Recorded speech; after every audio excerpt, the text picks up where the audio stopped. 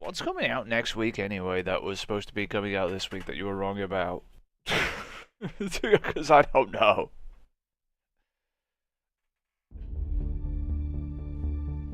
Ugh. Why am I here?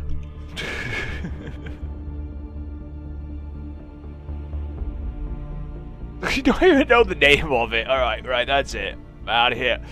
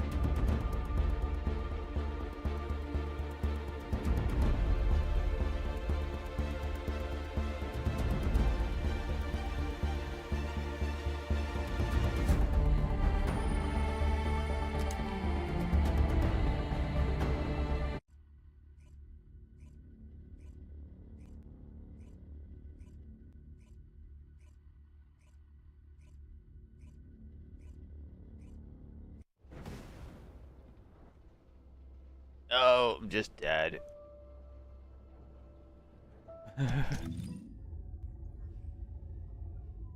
Right. What am I looking for? Access info. Weapons. No, there's just this thing, and I still don't know how to kill that boss, so there's no point sending me to do it until I figure it out. Which I have another chance to do.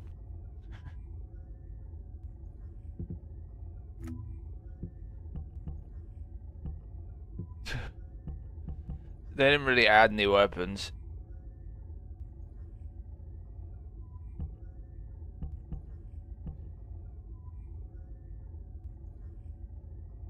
Bounties. Oh god. What else is in here? Do I click something? I click something!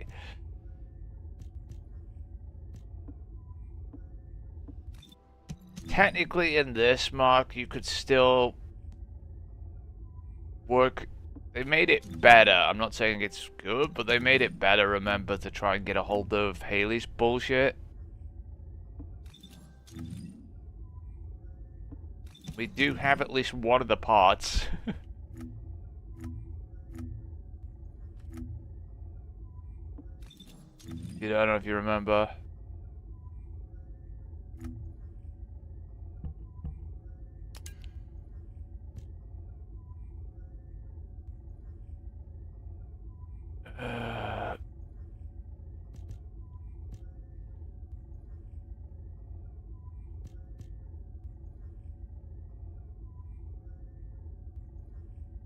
See? This is still doable if you want to do this. It's up to you. Or you can do that. I'm gonna go put that on craft, because we can. And then turn this off. Yes.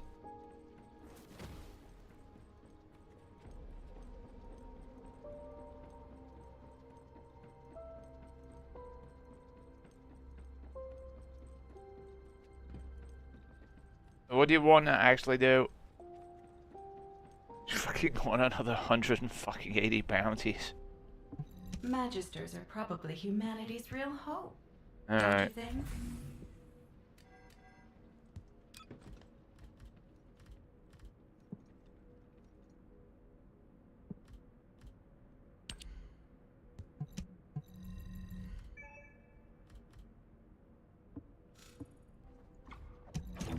Alright. Why is this flashing?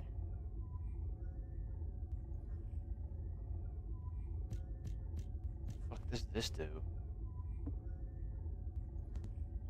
Why have you got a red exclamation mark? But every time I go to you, it doesn't do anything.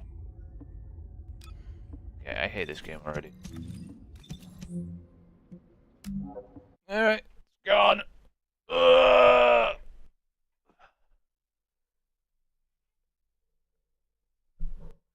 It's out of here.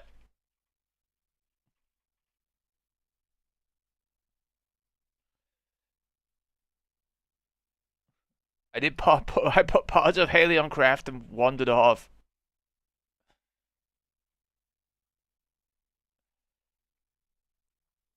Let's see, what was that game you said? Entry a last song. I just want to see what it is. Because I have never heard of that. Is it on fucking... Is that a PlayStation game or is it on something this as well? Let's find out.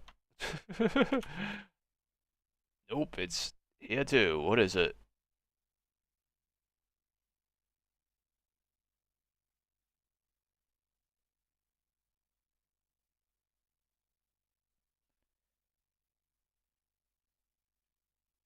I do not know what this is, but its release date is like in 6 days.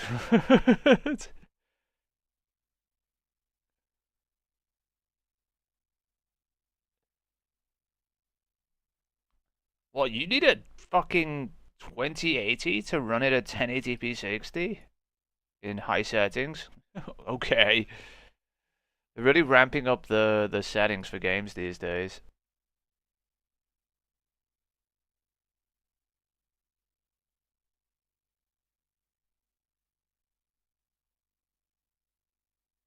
What did you do? Oh, you get it 3 days before?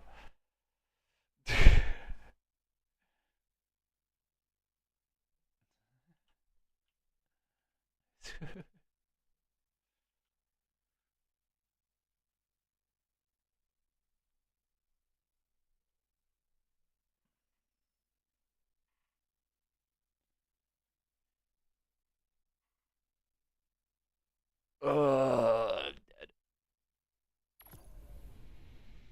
Alright, give me a sec. I need to click something on my arm.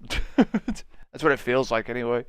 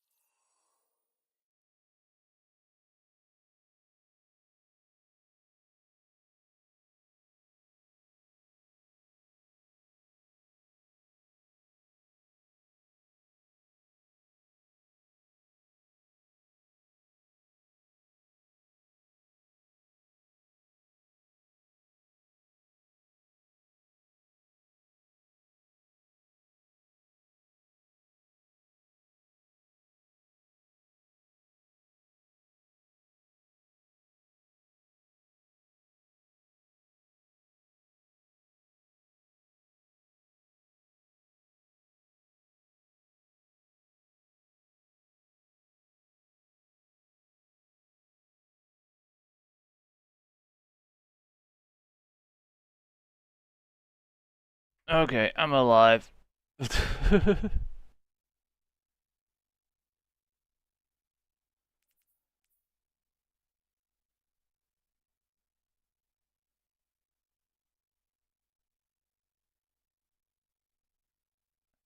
Oh, you paid a $5 more for like fucking early access? Is that what you mean?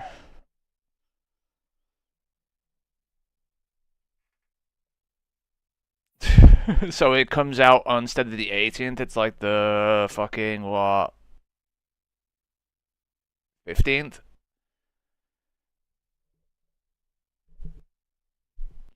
I know, I just looked at the fucking Steam page. I didn't see anything about early access. I just like went here, look. I was just seeing what it is. I have no idea still.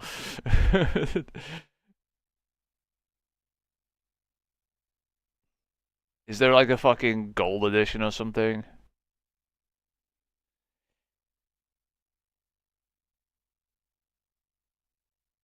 Doesn't look like it on no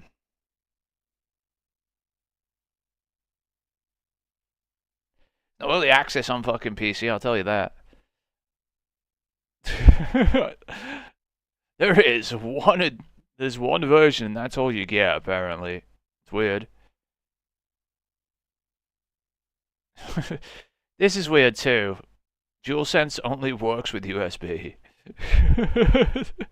I've seen that before, too, though, with Destiny. DualSense doesn't work via Bluetooth on PC with Destiny, but it works fine with other games via Bluetooth. Alright, where's Destiny gone?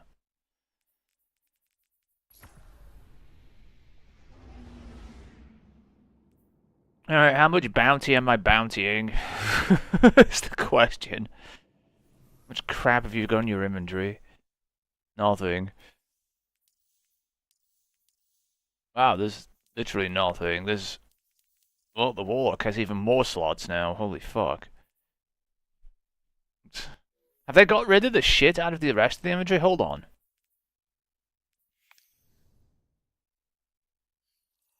Has the fucking thing finally gone? Remember that piece of shit that was stuck in the inventory? No, it's still here!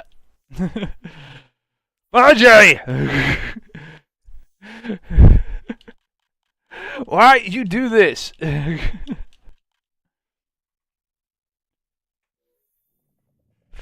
Is that on your other character too? I know it's on my hunter, at least. Right? Why does this look weird? Do I not have something turned on? I have HDR turned off. In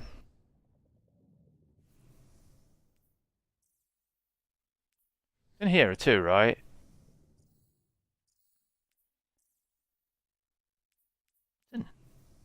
What's flashing in here? Complete all Act 3 activity challenges.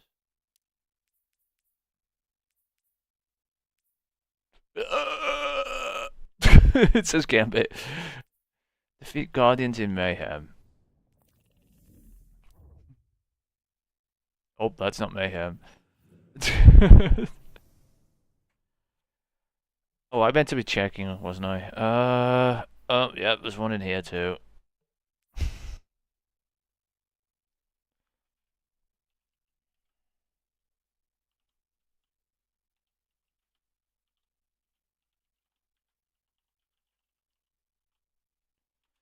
That's how many bounties all your characters can hold, technically. That's how empty they are now, because the quest is gone. Or one of the quests is gone.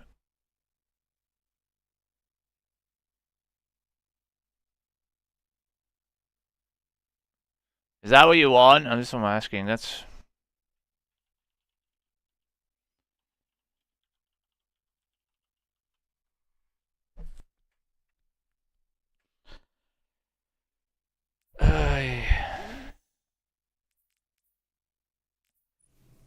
There are some weeklies here, but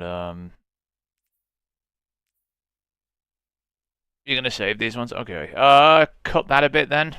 Well, you can do what you want. What's the name? But you should definitely reduce that by a slot or two on each character. We shouldn't fill them fully just in case something comes up. Remember, there's still an icebreaker quest, I think, to show up, Mark, before the end of the season. So knock that down by like 6. Like 2 on each character. Yeah.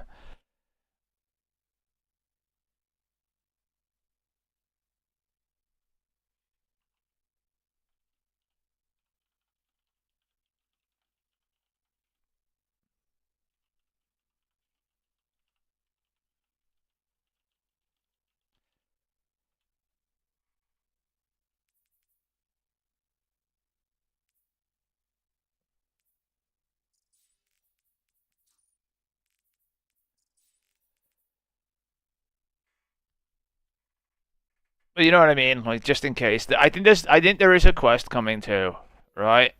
Because here's something I did notice, right? When I was looking at the triumphs as well in episode echoes, in failsafe's research here, right? There are 2 secret triumphs. See this? Something here. I don't know what this is, but these aren't out yet, whatever they are. Even though failsafe's pretty much done with and the seal's done with, there's still 2 triumphs that are hidden. And this is in research. This is not like secrets in the Encore mission or everything, because this is done. Okay. But you know what I'm talking about? There's 2 secret triumphs there that lead to something that I don't know what it is. So that's interesting, isn't it?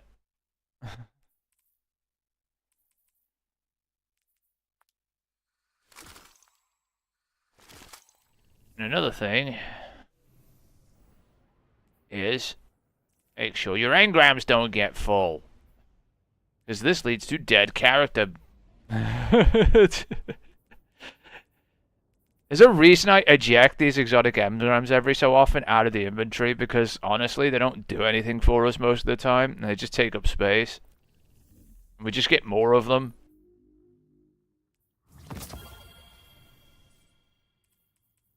You saw what happened when they filled up for you. Bad things.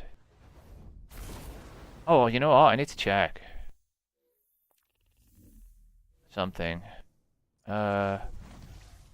Collections. Flare. General.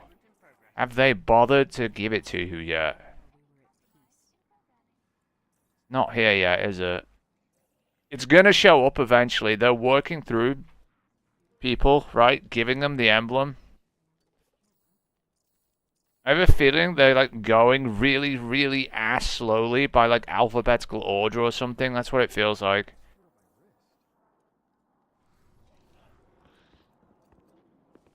It took them so fucking long to go like. Checking right now. Because I can see, right, when I check, when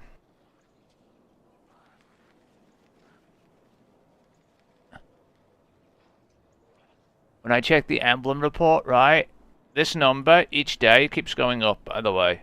See this? Remember this was at like 4,000 mark? Every day this number's been going up. They've like slowly been dishing these emblems out, because obviously the bounties are finished, so why would it be going up? Unless they were just handing them out and taking forever about it.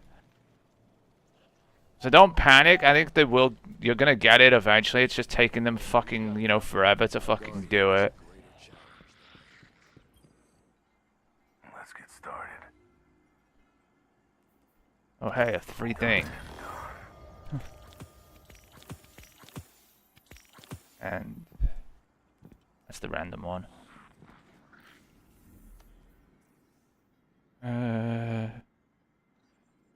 Anything else in the tower? I don't think there is. Nope. Alright. Let us go wandering. We'll go to the helm first. Really, really, like I said, we need these fucking helm things eventually, but probably not, because it doesn't matter. Can you even unlock them without going through a massive amount of rigmarole to fucking do it? I think you have to do like fucking half the story again. I don't think it's worth it. In the end, just to fucking get a thing to... You can't even see Encore on this character. Like, what the fuck?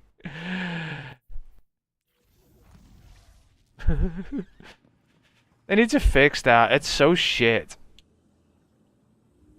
It's not that we need to be able to see it, because there's so much shit. Oh my god, the engrams.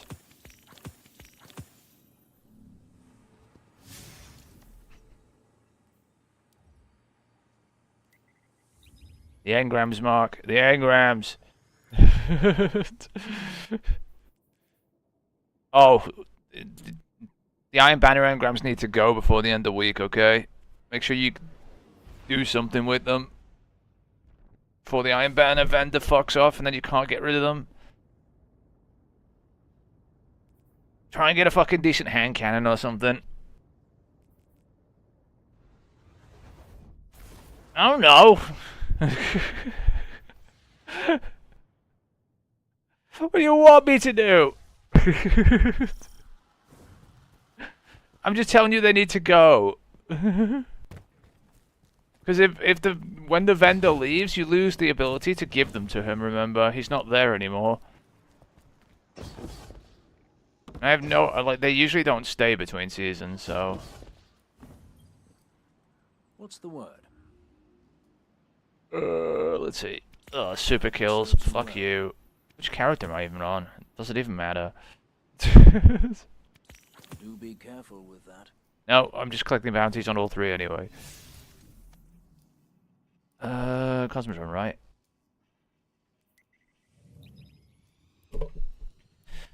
But you know what I mean.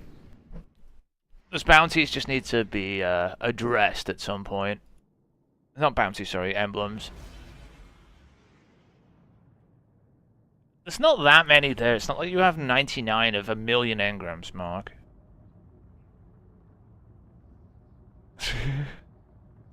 You've done that before.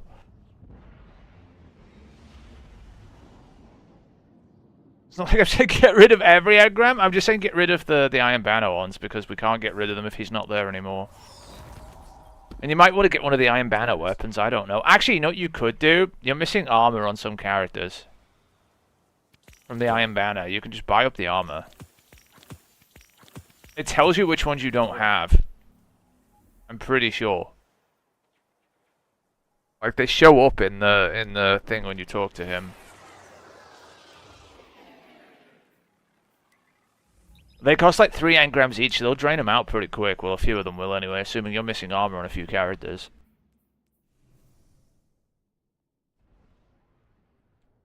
But yeah, there's Nest 009. Oh, I can accidentally do this one. Neomuna, complete bounties, patrols, and public events in lost sectors. Why Gambit, Bungie? Why? Why? How many are missing for the seasonal, anyway? Remember there's a seasonal one? How many does it want? Oh, it's nearly done. It's 4 away. Is there even 40? There is. This counts. That's 1. 2. That one will probably complete when the other 2, 3. So one more of these and it will complete the final one, technically, for the Bright Dust. Let us begin. Let us throw Eris off a cliff. Thank you.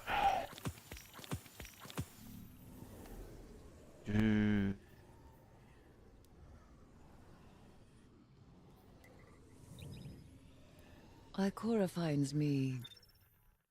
You know, Astrobot was such a decent hit that they're talking about, well, the Team Asobi are talking about, well, you know, keep asking for it on PC and Sony might just do it to, you know, to people online.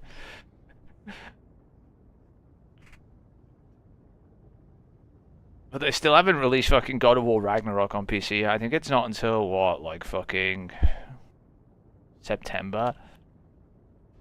The end of September? Oh, 7 days. Finally released that on PC.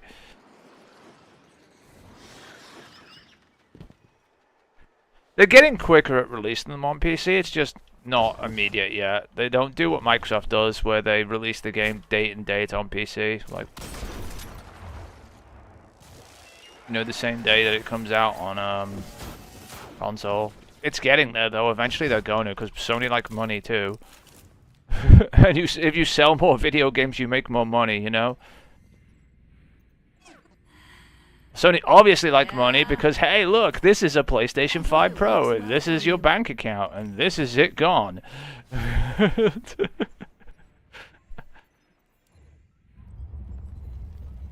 The one thing, actually, the whole of online is actually mad at Sony about the PS5 Pro, by the way.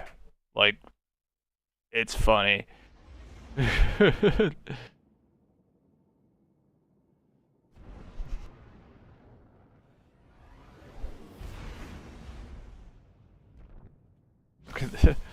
What can I find? What is this?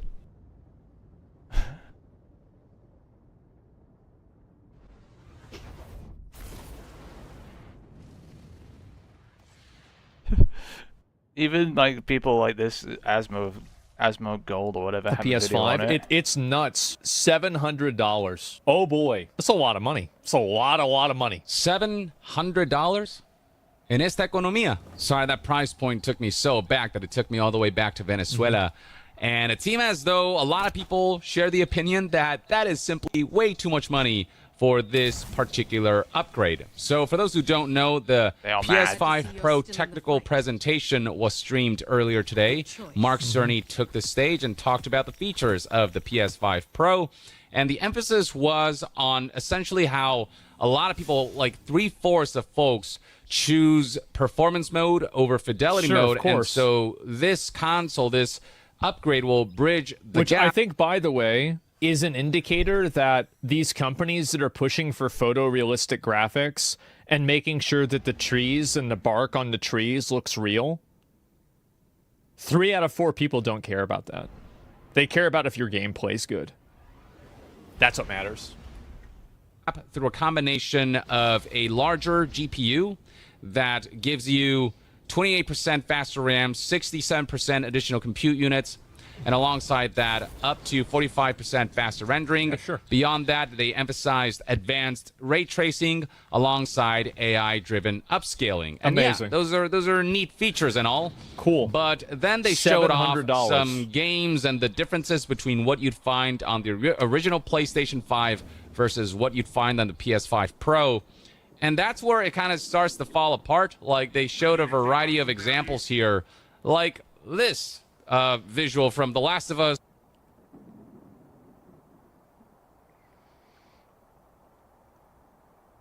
The problem with this is you have to squint to see the difference. Like on the between the two. And it's remember this was a PS4 game. That's the worst. Now there is a difference. See that. You can see the text is sharper before he even says it, right? See this? But the rest of it, the image, it doesn't matter that much. The glass is different. Oh yeah, I missed don't that know, too. guys. That sure looks like it's worth $700 to me. Wow. Part 2, and I'm here kind of trying to spot the difference. I guess the text Oh. is a little clearer. If I like zoom in here, you can see this is a little blurrier than this. But is that $700 worth of a difference? I No. wouldn't say so. Then they emphasize how the crowds in Ratchet and Clank look sharper on the PS5. Yeah, because that's what people care about. The crowds. So this is what we're gonna do, guys. So I'm gonna get a PS5 Pro. Everybody knows this, right? Of course I'll buy one. Write it off my taxes. And I do the PS5 Pro, and I'm gonna install it, and I'm gonna get 5 games for the PS5, and I'm gonna run 5 games for the PS5, and then we're gonna run those 5 games on a PC, and we're gonna see what the difference is. Now, the concern that I have is that I may have to locally record this because of the bit rate. PC wins, $70 games. I don't care. Like, I don't give a fuck. It's literally a business expense for me. Like, I write it off my taxes. I can fucking return the games even if I don't want to, right? So, yeah, I'll unboxing PS5 Pro on stream. Yeah, exactly. We'll do Black Myth. We'll do. I'm thinking Black Myth Wukong, God of War. Let's see. Last of Us Part 2. I think, is the second one on PC or not? And If he's going to do I think that, there's right? like a couple others. The thing is, right? If he's going to compare those PC versions, the PS5 Pro is just going to lose. I can tell you that now, based on, like, for example, Black Myth Wukong, right?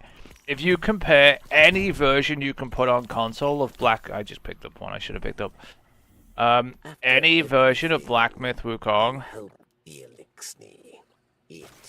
to the PC version, you're comparing it to like a $3,000 to $5,000 PC, right? It doesn't matter how much they pack into a $700 console, it's not winning that comparison, is it?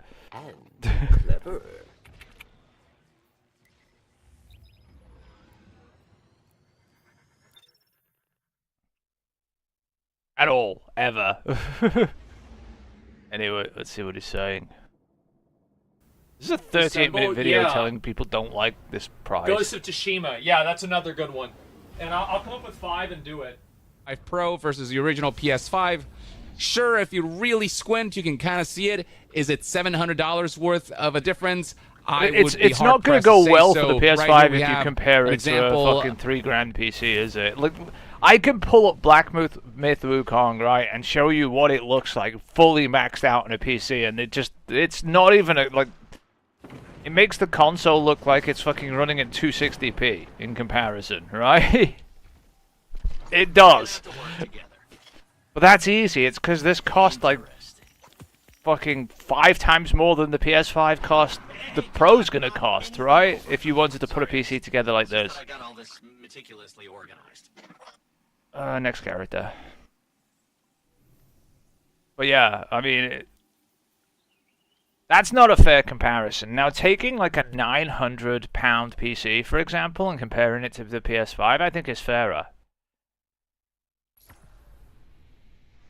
Can you do what the PS5 Pro does for £900 on a PC? Because eventually that console's going to come out like $900 when you buy the fucking stand and the disc drive, right? Let's not kid ourselves.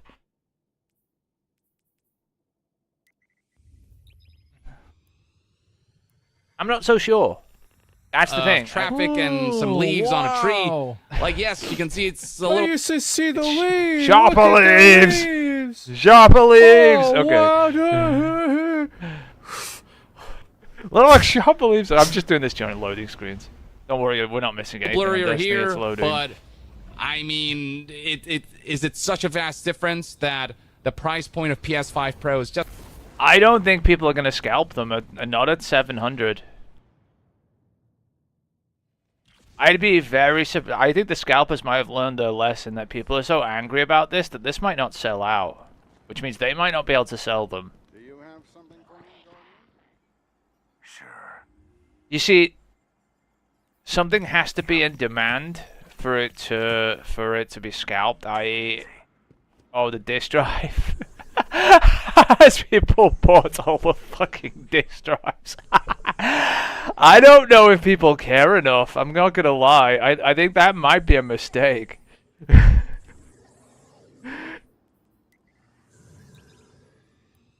Let's see. Can I buy a disk drive right now? Where do I get this piece of shit from? Can I get one from Argos or somewhere?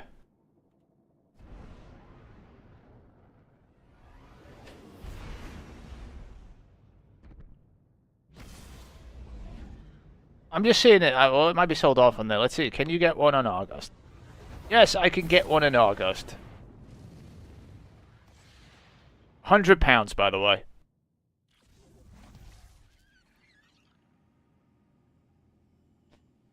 So, for your PS5, so it's not just, like I said, it's not just £700, it's £800 for the console, because you have disc copies of games, don't you, Mark?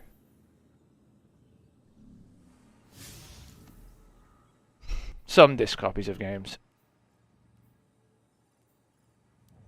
So you're going to want to get the disc copy to some of your old games maybe to run on it, right? So now you're going to pay £800 for a console. And then you're going to want the stand as well maybe. I don't fucking know, which is another £30 fucking pounds probably. So now this thing costs £830.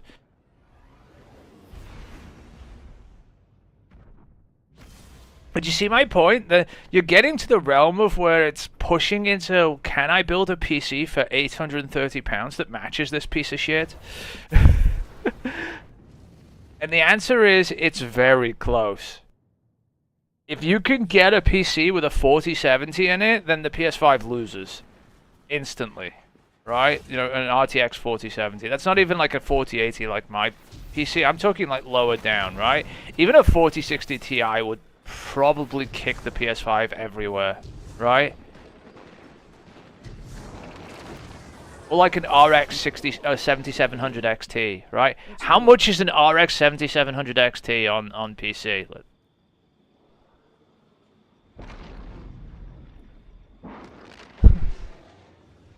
Your stands for the... Do you have... You don't have a Slim, do you?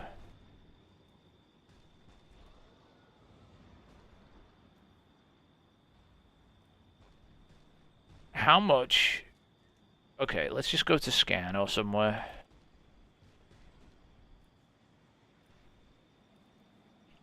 I'm not talking second-hand prices. I'm just talking... How much can you get? No, then the stand won't fit, no. I think the Slim stand might fit it. So... Oh, PS5, you are in trouble. See, if this price on an RX 7700 is low enough, right?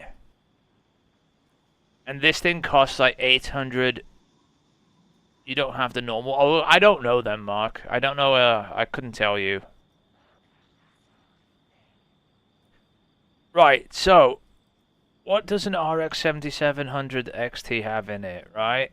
This will tell me if it can match a PS5, because this is basically the same technology, right, as the PS5 uses, right? How many CUs does this have?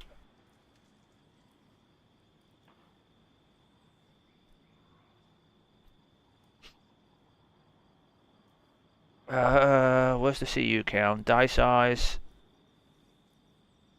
Compute units 54. Okay, so it's 6 short of what the PS5 is, but these clock way higher, right? Yeah, this will boost way beyond the PS5, right? It's 2.544 in boost clock. This will go to like 2.9, right? This will leave the PS5 in the dust, and that's a 400 pound card, right? That is helpful. Now that's getting very close, right, to the realm of, can I build the rest of the PC for 900, you know, for 800?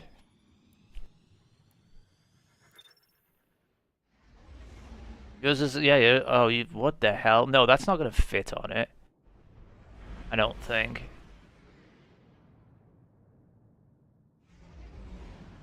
I think that's very... Does it fit the Slim? In that thing, or does that only fit the fat PS5? If it only fits the fat PS5, it's not fitting the Pro. The Pro looks like it's about the same size as the Slim, I'm not gonna lie.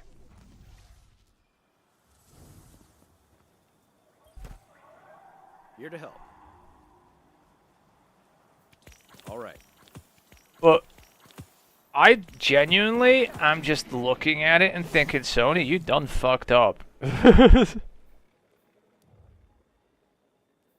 Like, this needed to not be more than £600. This needed to be the price of the PS5 at launch. This needs to be like 500 for people to buy it. It is not. Let's see, how much... What's in an RX 6800? What's this? How many CUs is this? 60 compute units. This is identical to the number. So an RX 6800. How much is an RX 6800?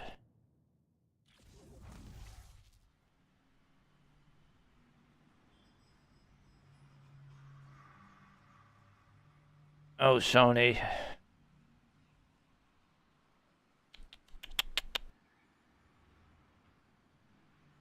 Yeah. So this tells me Sony are ripping people off, right? This is the same number of compute units and they all clock higher. So an RX 6800 on the PC is pretty much identical to the PS5's, you know, a GPU. Welcome. Now here's the thing, right? If you could throw together a PC... It is yours.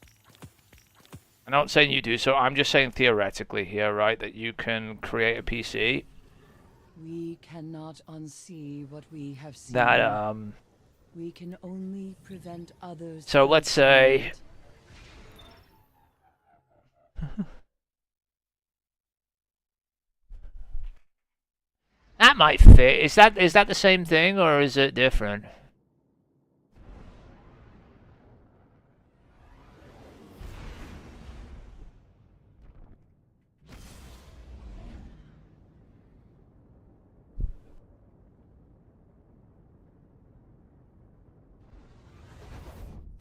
I don't know, mine just sits vertically on its original stand. You know that, right, Mark?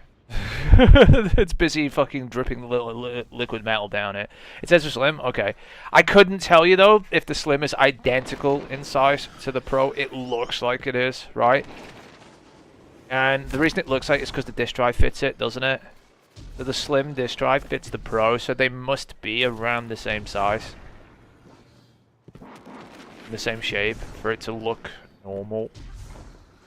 If I was Sony, I would have done that. I would have made the panels for the Slim fit the panels for the Pro too.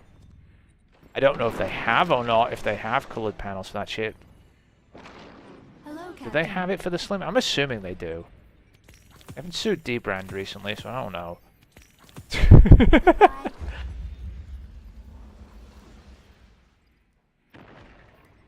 Alright, let's carry on watching the bitching, shall we, anyway? I genuinely think, though, Sony are straying very, very close into the territory of, I can build a PC that's faster than this for the same price. Why would I buy this sort of thing, if you know what I mean? They're very close to it. Okay.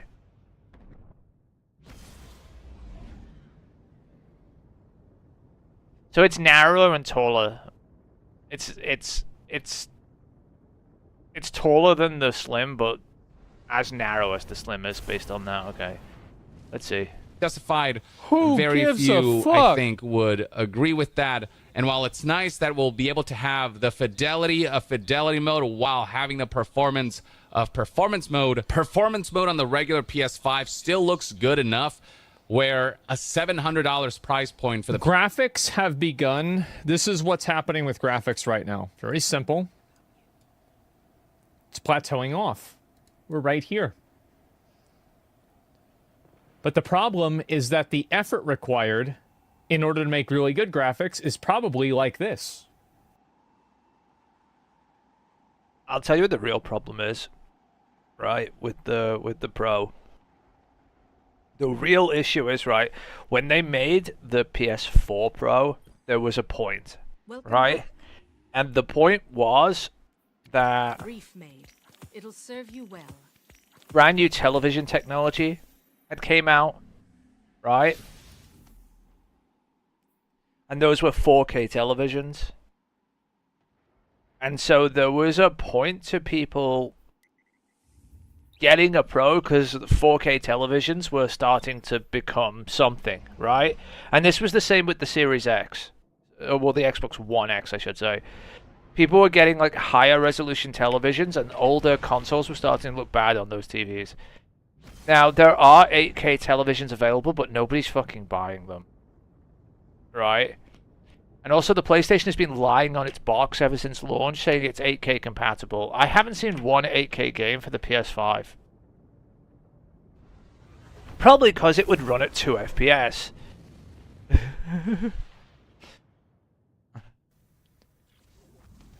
So you have two graphs that are inverse.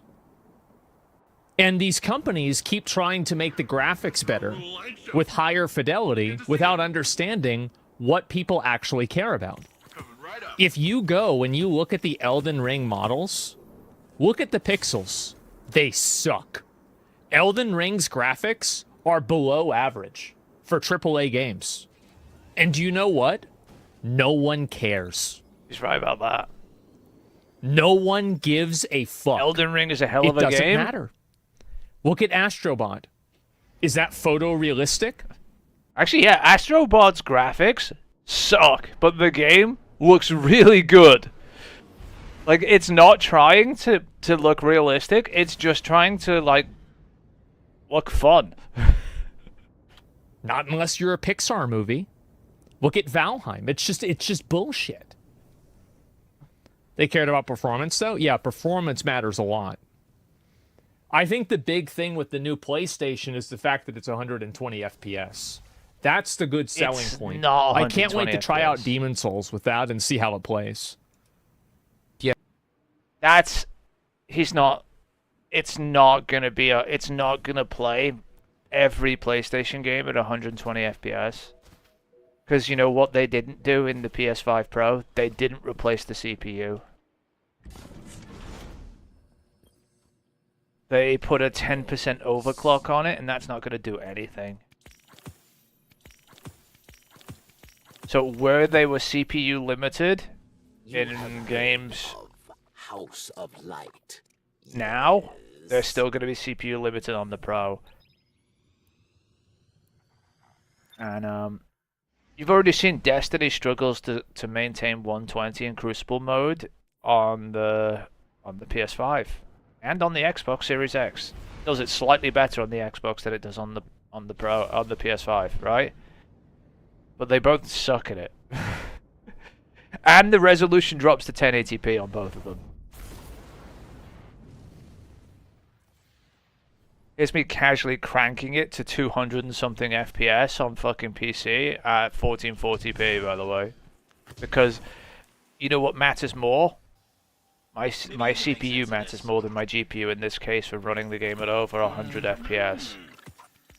If my CPU was ass, I couldn't run this. You know, I knew Osiris And the back PS5 then. CPU, Yeah, he'd say stuff like, not good. "Don't make a guardian worry." And they didn't make it better. It's still Zen 2 from 5 years ago.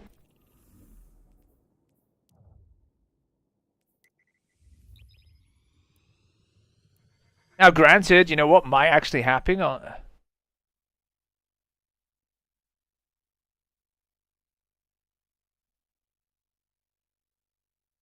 You know, upgraded about that. Well, you know what might happen actually on the PS5 Pro? That this is something I could probably say might work, right? But possibly not. I think Destiny is CPU limited when in the Crucible mode at 120 FPS, possibly. But there are cases in Crucible. Now, you're not going to get 120 in regular gameplay unless they turn it on, right? But in the Crucible, where it does go into 120 mode, the resolution might be higher on the Pro, where it can sustain the CPU load, right? Where it can. Not always, but like...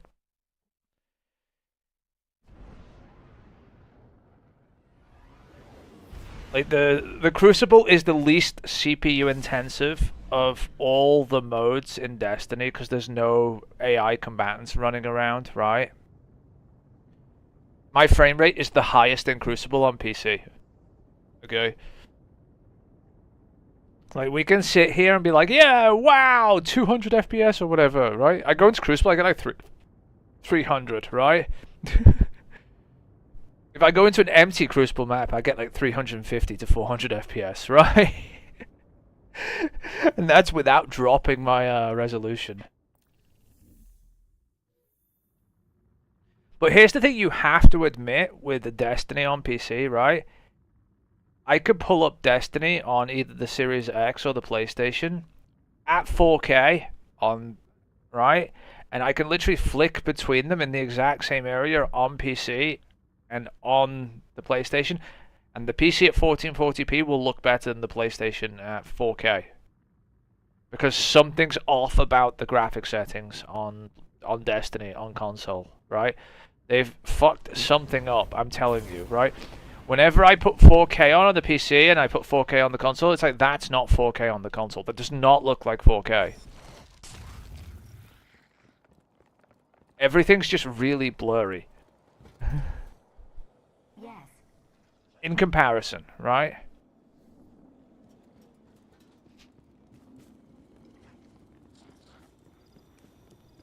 There's no data like encrypted. And the other thing is the textures. I've talked about this before, but like, you see the textures in the distance on PC? You see how they don't blur out into the distance? They're actually sharp, like all the way away from me. No data like encrypted data, Right? I always say.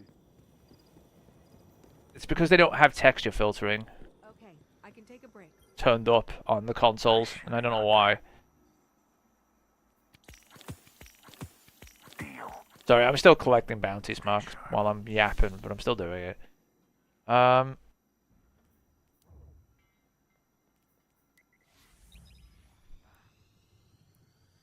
Even on your laptop, if you've turned filtering up on the PC, and there's a filtering setting, remember? It's this one here, right? The consoles run it like 4x, right? The PC, you just crank it to 16, it has no performance cost, right? I'm fairly certain, right, the PCs run something like this. Right? Sorry, the consoles, right? This looks like console settings. Right? When I do this on a PC and I go medium, right? This looks like what the consoles run. 2 times filtering, HDIO, FXAA, because this is very important because this is on console. And then medium, medium, high, medium, medium, medium, motion blur and whatever. You know, motion blur you can just turn off, right? But this looks like what they run on a console. This setting loadout, right? The fact that it exists tells me it probably is. I don't think it's this because this cranks AA to 16, right? Should we do this for a sec? I'll do that later. I'll restart and do that so it actually sets the settings, right?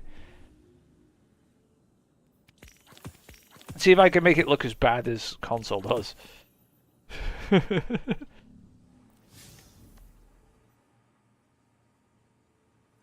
it's not because I don't think the consoles can't run, by the way. Did I pick up the... No, I didn't. Not yet.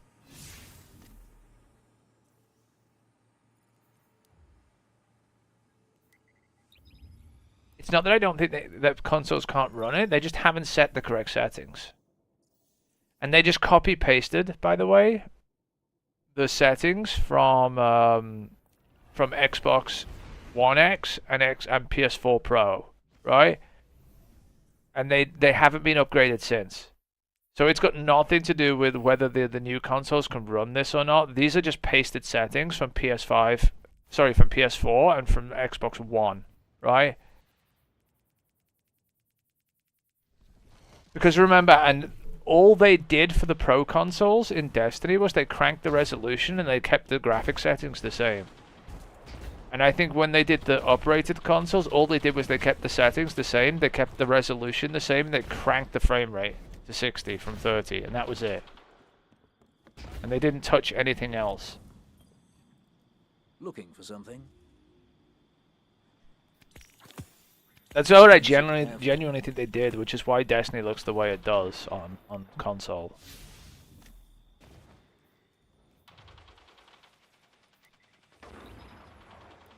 But this looks really, really suspiciously like the settings for console when I set medium here. That 2 times filtering is probably why they look so bad, the textures in the distance, and FXAA is why it's blurry, right? The rest of this shit doesn't matter. I can put this all on low and PC will look fine, right? The only settings that matter are these top. See, from here to here are the well, from here to here, the only ones that matter, the only ones I usually crank up on PC, right? Here to help. If you remember, I usually just have textures on high, SMAA, and then I have 16 times filtering, and then that's it. That's usually what I would run. I just have it cranked all the way up for no reason at the moment, right? Because I can.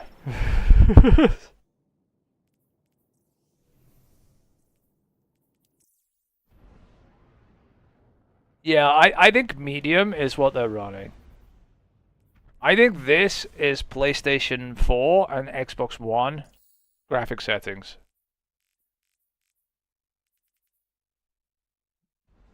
I don't know why they have depth of field cranked to high, by the way, but they just do. I think this looks about right, probably.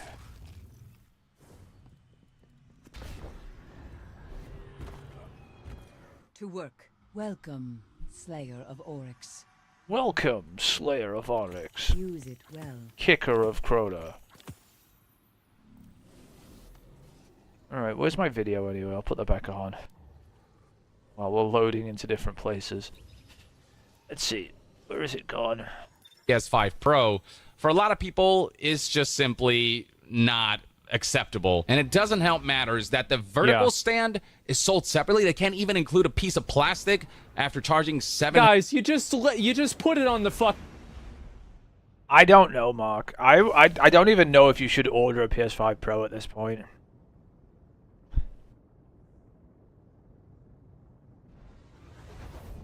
Genuinely? I don't think it makes that much of a difference, and I think Sony needs to be taught a lesson.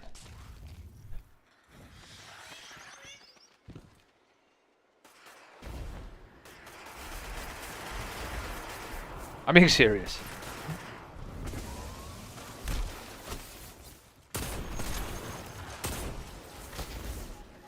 It just depends what you're gonna run on it.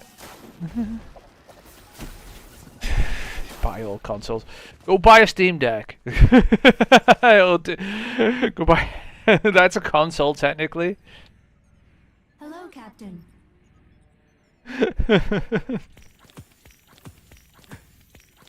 I'm joking, by the way. Do not throw handheld consoles at people. You don't own a Nintendo Switch, do you? I have no idea if you do, actually.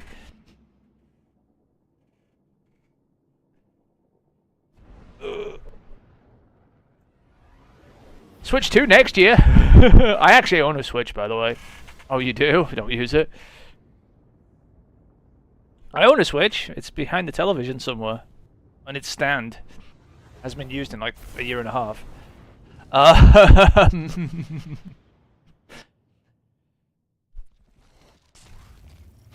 The reason, by the way, the reason my Switch hasn't been used is because my Steam Deck can run all its games. The good fight, I see. And it runs it better than it does, which is hilarious on Nintendo's part. This is why they don't like the Steam Deck very much. Nintendo are very much not a fan of the Steam Deck because it runs Nintendo's games technically illegally with an emulator, and they sue the shit out of everybody. Alright, let's carry on. Where's the video? You don't need a vertical. Get the fuck out of here. I've got it sitting on my desk. It's been there for years. It's fine.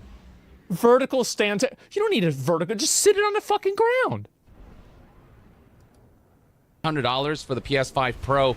And on top of that, you'll see right here that this does not come with the disk drive. So you have to purchase that separately, which is an additional $80 cost for those who want USB connector? to maintain the ability to purchase physical media and use that. God. So for those folks, you're really looking at a price of $780. That's almost $800. Bro, so like you get you want to play one game on this bitch, you're dropping $1,000. Because you're thinking $700 for the console. How much is the vertical stand? It's probably overpriced. It's probably like, what, $50? Like $70, something like that, right? Then you've got the PlayStation Plus, and then you've got, I guess the controller comes as $30. Okay, reasonable. Good job.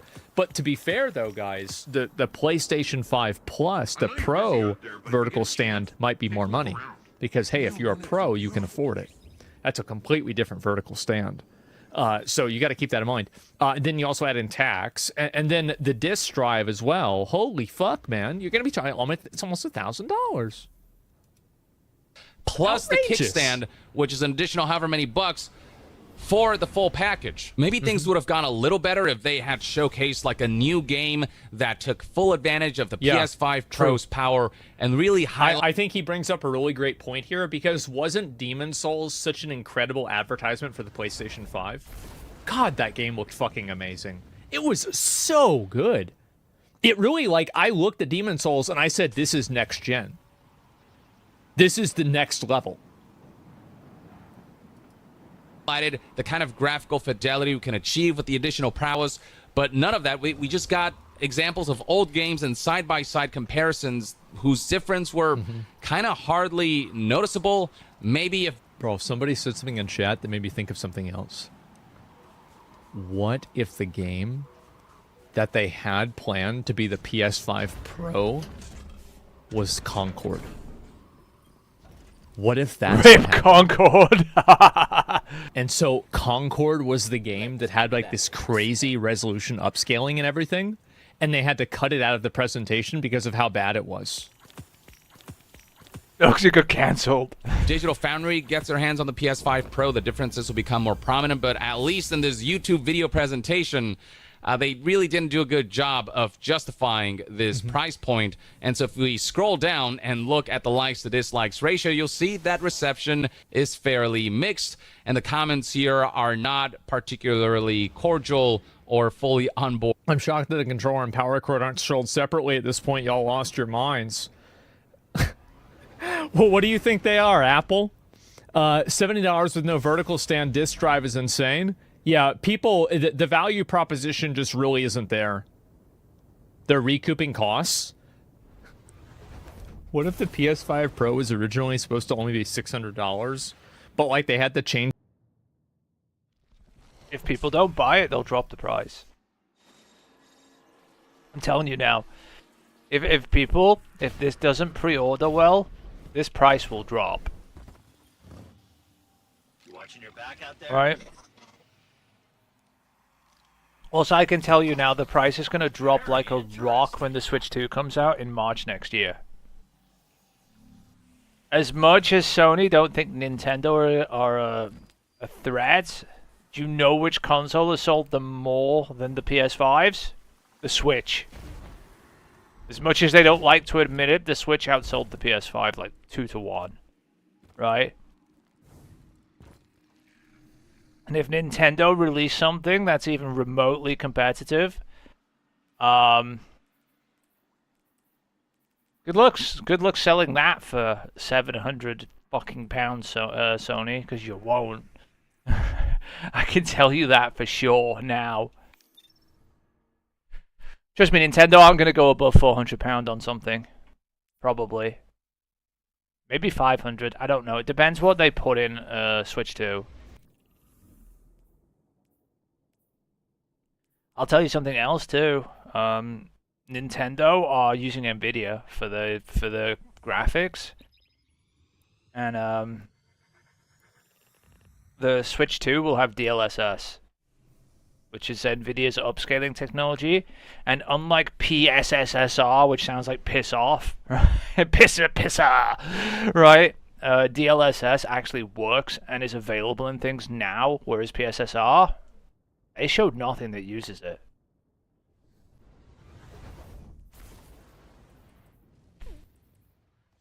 Alright, let's go do some bounties. I'll put the video back on, but I won't be able to put it on full screen. Changed it at the last minute because of Concord.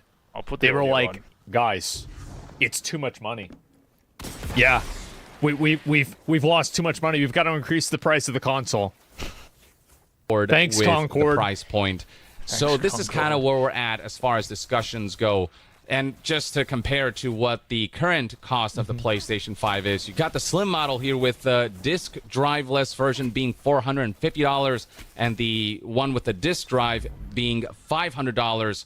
I think that definitely it's a good idea to introduce the Pro Editions, and I think that the Pro Editions are really good, but the value add for this one, I don't think that as a current PlayStation 5 owner, if I was not a streamer with basically infinite disposable income, I would not ever buy this.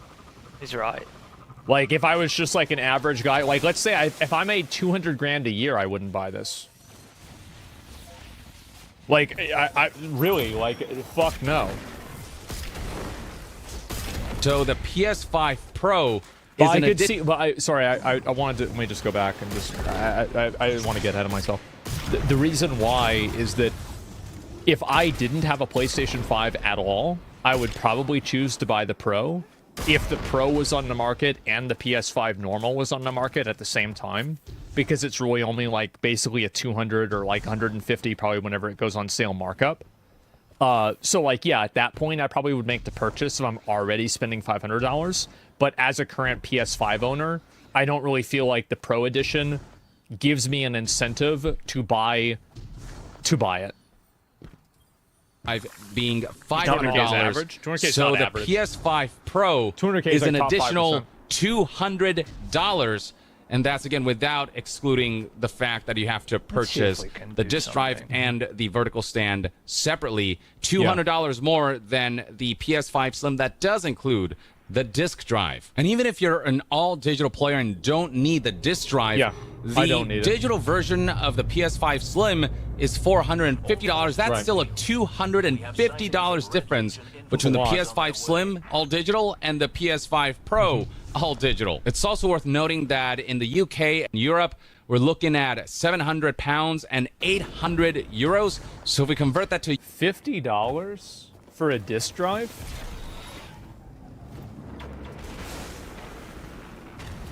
That's a lot.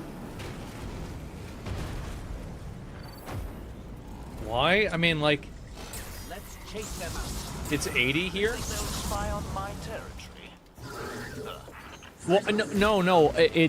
The external is 80? What? I bought my mom a disc drive for like 20 bucks.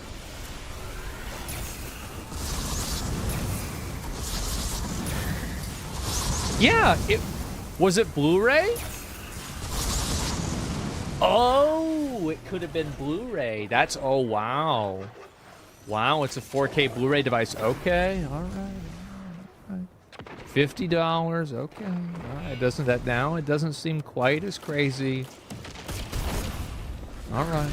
The US dollars, we're looking at a price point of 915 US dollars roughly That's in the right. UK. And in Europe, in countries where euros is the main currency, we're looking at 881 US dollars. That's on top of the fact that right before they announced the PS5 Pro, Sony increased the price of their PS5 DualSense controllers in US, Europe, and more Why? by a couple dollars. This is kind of... Dude, it's Concord that did this. Concord did all of this. Concord is killing PlayStation. Yeah, bro, this is fucked up. Getting ridiculous and getting out of hand. And you can see right here in the accessory section that the disc drive for PS5 still costs $80, and the vertical stand for PlayStation 5 consoles costs $30. To give you even more of a point of reference for why this price point is so controversial is this tweet right here by Jeff Keighley, who bullet listed the inflated price points for all PlayStation consoles. So to give an example, back in 1995, the price point that the PS1 was back then would be worth $611. Adjusted the prices for inflation here, by the way. Like the cost of every console in modern terms, right? So in 1995 when the PlayStation 1 launched, if it was to launch today for the same price, for the same amount of money, it would be $611. So, The distant detonations tell me you've been accepted. this is still not the cheapest console they've ever... Sorry, the most expensive console they've ever launched based on inflation. The PS3 was. You know how well that sold. It didn't. Until they dropped the price. The PS3, adjusted for inflation from 2006, was $778. So, $778. PS4, adjusted for inflation, $538. This is around what the Pro should have launched for, around $550, in my opinion. Maybe $600, right? But no, they went for $700 because they're greedy bastards. Today. Well, hold up, because like there's a really important component to this that the PlayStation 3, like it's more money than a PS5 Pro, but the PlayStation 3 at the time that it came out had like state-of-the-art Blu-ray player technology that on its own was like half of the value of the console. Yeah, he's right about that. Also, it had an entire PS, Yeah, like PS2 inside and it, for too. me, I didn't really give a shit because DVDs were fine to me. But yeah, so it is the highest price because the PS3 just had such a massive value add. And isn't it insane that the PS2 is actually one of the cheapest ones on here, even though it had the same thing for DVDs? Literal best console of all time, undisputed. It's not even a question. Today. And he goes on to list all of the other consoles as well. So the PlayStation 2 would be $546 today. The PS3, $778. With a PS5 Pro, if you get both... My friend Zach, his dad is still borrowing my PlayStation 2. It's probably still in the exact same place in the den. It's like a garage area. Probably still sitting there right in front of the TV. The disc drive and Been the borrowing vertical it for stand, 15 years. that's $810, so more expensive than the ludicrously priced PlayStation 3. Beyond that, we got PS4, which would be $538 today. PS4 Pro would be $522. Yeah, what I'll try and do is... we'll put this on my other monitor.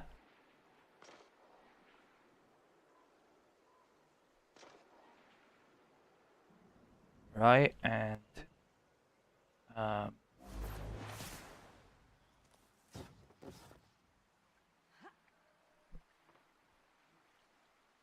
Do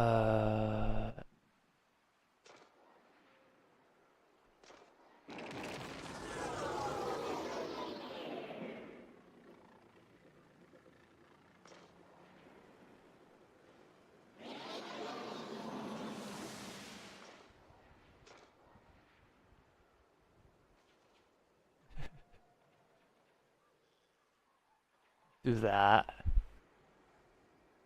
And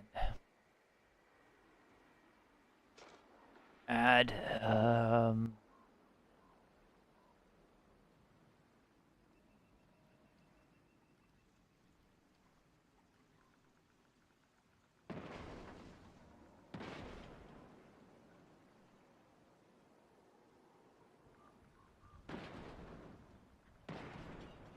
where did that go?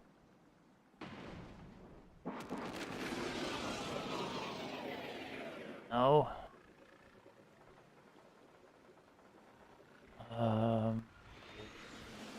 Sure. Source.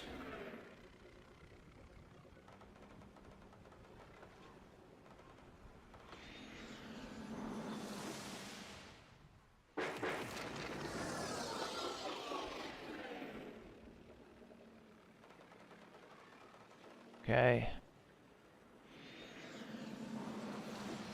Does this work? Today. PS5 would be $606 today, and then PS5 Pro $700. Again, that's the base price, the incomplete package without the disc drive and the vertical stand. For all intents and purposes, the PS5 Pro might as well be the most expensive console that Sony and PlayStation have ever launched. Yeah, if you actually want the full package, if you want all of the features there. The PS3 at least did come with a disc drive, and so the PS5 Pro is going viral for all of the wrong reasons. The optics are kind of abysmal. Tweets are going viral like this one right here with over 1 million views and almost 30,000 likes within just... I don't really think this kind of stuff matters because the PS5 Pro is being aimed at people who are obviously enthusiasts for PlayStation and really big fans about it. So, like, the PS5 Pro isn't really for average people. It's for, like, the super dedicated, like, big audiences of people. A couple of hours. You guys are selling like the disc drive separately invested. for a $700 console that is $200 more expensive than the original version of the console. We have to pay over $800 to get the full PS5 Pro experience. There's just no way they thought this was okay. We got this post right here. I think it's super dire that they're showing off the PS5 Pro features on games that everybody beat last year. As I mentioned before, if they'd shown off some new games that highlight the power of the PS5 Pro and really highlight the graphical differences and performance differences you can see between PS5 and PS5 Pro, maybe that would have gone down better. But even then, $700 is still a steep asking price point that would take a lot of selling. We got this tweet right here with almost 1 million views and almost 30,000 likes. The PS5 Pro has lines across the middle of the console. That black dude with the 3 fucking... with the 3 toothpicks, man. How you do that? Oh my god. Which are not to the lines Sony executives were doing when they priced the thing. Oh yeah, design-wise, it's got more lines in the middle here. That's how you know it's a PS5 Pro and not a regular PS5 Slim. Folks trying to identify the difference between PS5 and PS5 Pro graphics, at least in the... Yeah, bro, like, I'm gonna be honest. Like, I went and... So, like, whenever I went and I saw this, I was thinking to myself... Nah, there's no way I'm falling off, right? Because, like, I like my vision. And I start looking at other things in the room. I'm like, no, I can read that. I can read that. I'm good. No, it actually... Okay, so there really isn't a difference. Okay, that's what I thought. Demos that they showed off during the PS5 Pro presentation. I myself was also, like, squinting and kind of noticed slight differences, but nothing so substantial as to justify the additional $200, or I should say additional $300 if you want the full package. People already posting memes that are comparing the price point of the PS5 Pro to Mr. Krabs level. Money. of greed. You've got this tweet right here that has also garnered $700. tens of thousands of likes and hundreds of thousands of views. $700 in the first game we saw running on PS5 Pro was a PS4 game. Man, LOL. Man, referring LOL. to The Last of Us Part 2, which, yes, is a gorgeous game, but it is a last-gen game. Exactly. And they need to show off new stuff that highlights. Yeah, it's like, guys, I've got this crazy new advertisement. So Starforge Systems is coming out with this crazy new PC. So what I'm gonna go ahead and do is I'm gonna just fire up World of Warcraft, and we're gonna take a look. And as you can see, right, you see this game, and you're gonna be looking at easily over 100 frames per second inside of World of Warcraft. This is a huge game, as you can see right here. You've got the loading screen. Absolute no frame rate loss whatsoever. Of course, load anyway. Oh, I have to... This is this part where I'm not allowed to say the N-word, right? Actually, never mind. I'm a classic WoW player. I shouldn't have signed that. Never mind. But yeah, so as you can see here, look at the graphics. Absolutely amazing. The quality here, look at the resolution. If you go to the menu and you look at the system settings, look at these. Turned all the way up to 10.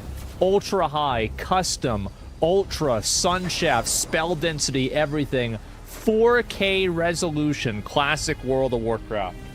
This is what we're bringing to you right now for the low price of $4,000.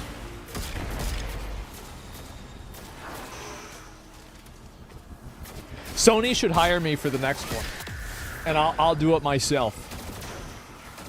I'll take 3. That's it. Current generation prowess. Here we have somebody highlighting how for not much more you can get a PC that's pretty damn good and pretty future proof. So PS5 Pro Plus disk drive. Here's something. Someone actually made a PC for around the same price here. This is in American prices, so they're a bit cheaper for parts. But this, for example, here is a 7600X processor, a Zen 4 6-core CPU. This blows the PS5 out of the water in CPU power alone. I don't know what GPU they put on it though. Is $780. If you get the vertical stand, that's again $810 for about $500 more. You get free online, free cloud saves, much cheaper games, mods, higher fidelity and frame rates. PC Game Pass with 4070 Super they got in this for 1,300. Okay, so they've gone up a bit. Like obviously it's like twice the price of the PS, right? But it also would last a hell of a lot longer. Day one Xbox games plus hundreds of other titles. PS5 exclusives that will eventually come to it in 1 to 2 years after launch. DLSS with frame gen, ability to tweak and customize settings, ability to upgrade one PC part at a time, countless other benefits of a gaming PC, so on and so forth. And you can get an even cheaper 1440p build. Now the benefit of the PS5 is that you do get those PlayStation exclusives on day one, unless they are like live services like Helldivers 2, in which case they will come to PC on day one. But for your like Last of Us's and your God of Wars, yeah, you'll get those early, but you can also probably get away with just sticking to the original PS5 console. Yeah, you just stick with the original one, bro. Like, I feel like it's not really worth it unless you got money to blow, you don't already own a PS5, or you're like a super enthusiast Sony fanboy. Like, I just, like, I'm not seeing it. Like, I haven't talked to, like, any of my friends about it, but, like, I feel like I have a lot of friends. These are, like, non-streamer friends, just, like, people I grew up with. And, like, we're at the age now where, like, we have a lot of disposable income, right? And, at least, you know, some of my friends are, like, fortunate enough to have that. I don't think they're gonna buy it. I don't. My scanners show a fallen catch nearby. Yeah. Seems like Like, it not... heavy ordnance.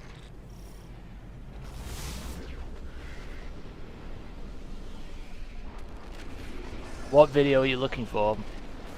The video that I'm playing, or this is just Asmongold? Asmongold or whatever.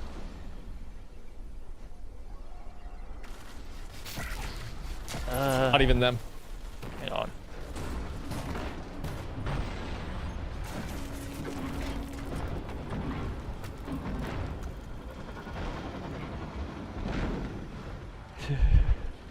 There you go. Old people age? Yeah, exactly. Like, it's just not really worth it. My normie friends are also memeing the price.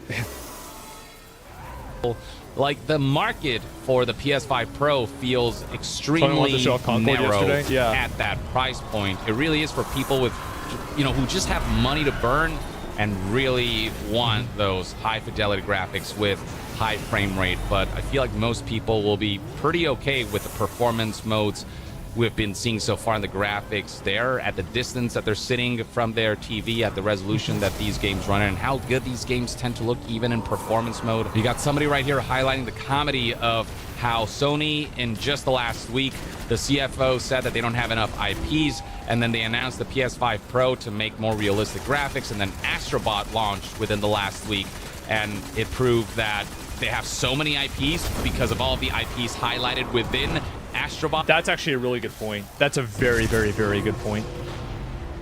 Yeah. I don't think that the problem is IPs. I think that the problem is that a lot of the IPs that Sony has, like, they're like single-player games that it's like a one-and-done type thing. That's highlight fine. the treasure trove of IPs that exist under Sony.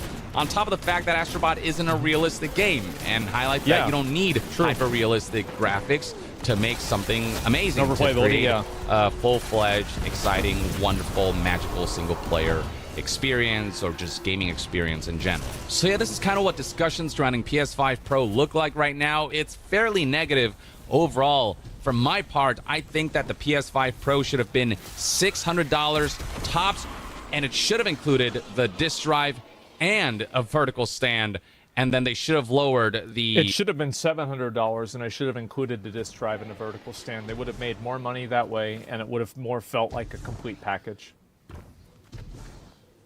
I am very much of the mindset of don't lower the price, increase the value. That's where I see it, right? That's my perspective for, like, whenever I sell something, that's what I try to do instead of lower the price. It's $700 without it. Yeah, I know. I think it should come with it. PS5 Slim editions. That's my opinion. By, his idea like is good $50 too, or right? something. That's just what I think. And I think that would have maybe gone through a lot better. But the current model and just how stingy they're being about this $700 package that still isn't the full package. Like, I can totally see why the optics surrounding this are so horrible. And I'll be very curious to see whether PS5 Pros actually sell and whether Sony and PlayStation will be able to output games and products that take advantage of the PS5 Pro's enhanced hardware enough that it'll start convincing people to start leaning in that direction.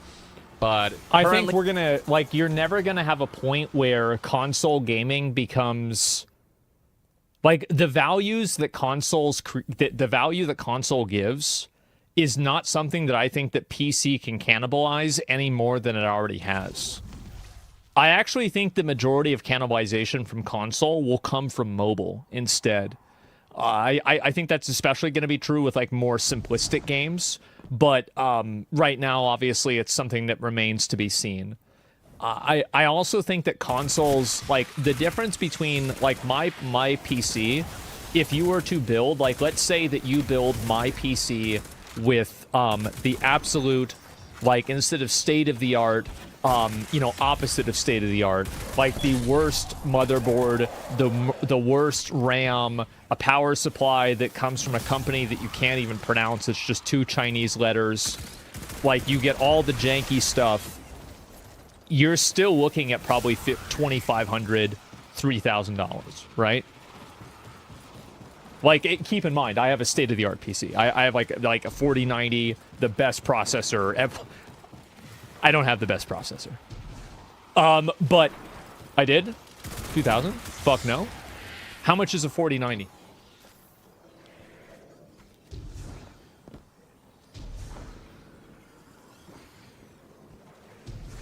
It's $1,600.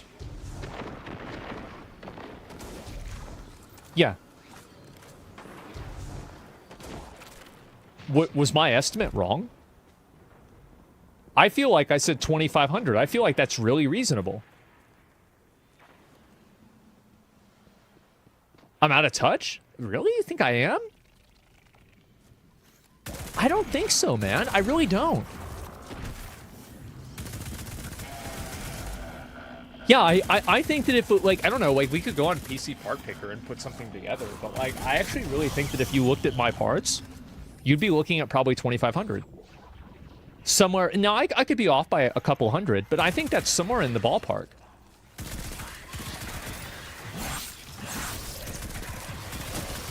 Yeah, I don't know. Maybe it's not true, but that's what I thought it would be. Based on what they've marketed so far, I just don't see how anyone will feel enticed to upgrade. For newcomers to PlayStation 5, even then, we're talking about $200 more. Even those folks, I feel, will generally be enticed to just get the original PlayStation 5, which is powerful enough and games look good enough on those consoles. But at least they haven't invested in a console already and maybe will kind of justify to themselves to just get them. For a new customer that wants to get a PS5, I think the PS5 Pro does provide enough value. I mean, it's so subjective, right? But like, if I was a gaming enthusiast and I didn't have a PS5, I would probably buy the PS5 Pro if the decision was in front of me. Most future-proof version of PlayStation 5 by getting the PS5 Pro. Yeah. But even then, at $700, that doesn't come with the disc drive or the vertical stand. Like, it is still, like, a difficult proposition. It is still quite the consideration to make, especially in the economy we're in right now, where that kind of price point does feel substantial. Oh, you know what? Like, I don't know if any of you guys are, like, console gamers in here, but this is something that's, like, really important. We're still seeing a lot of televisions that still have a refresh rate of only about 60 FPS. So when a lot of you guys are buying your consoles and you're looking at like 120 FPS, you're not going to be able to get that. So, but you have to make sure that you're buying a TV that has a resolution, or sorry, not resolution, a refresh rate of 120, 165. Like an ideal situation is a 240, right?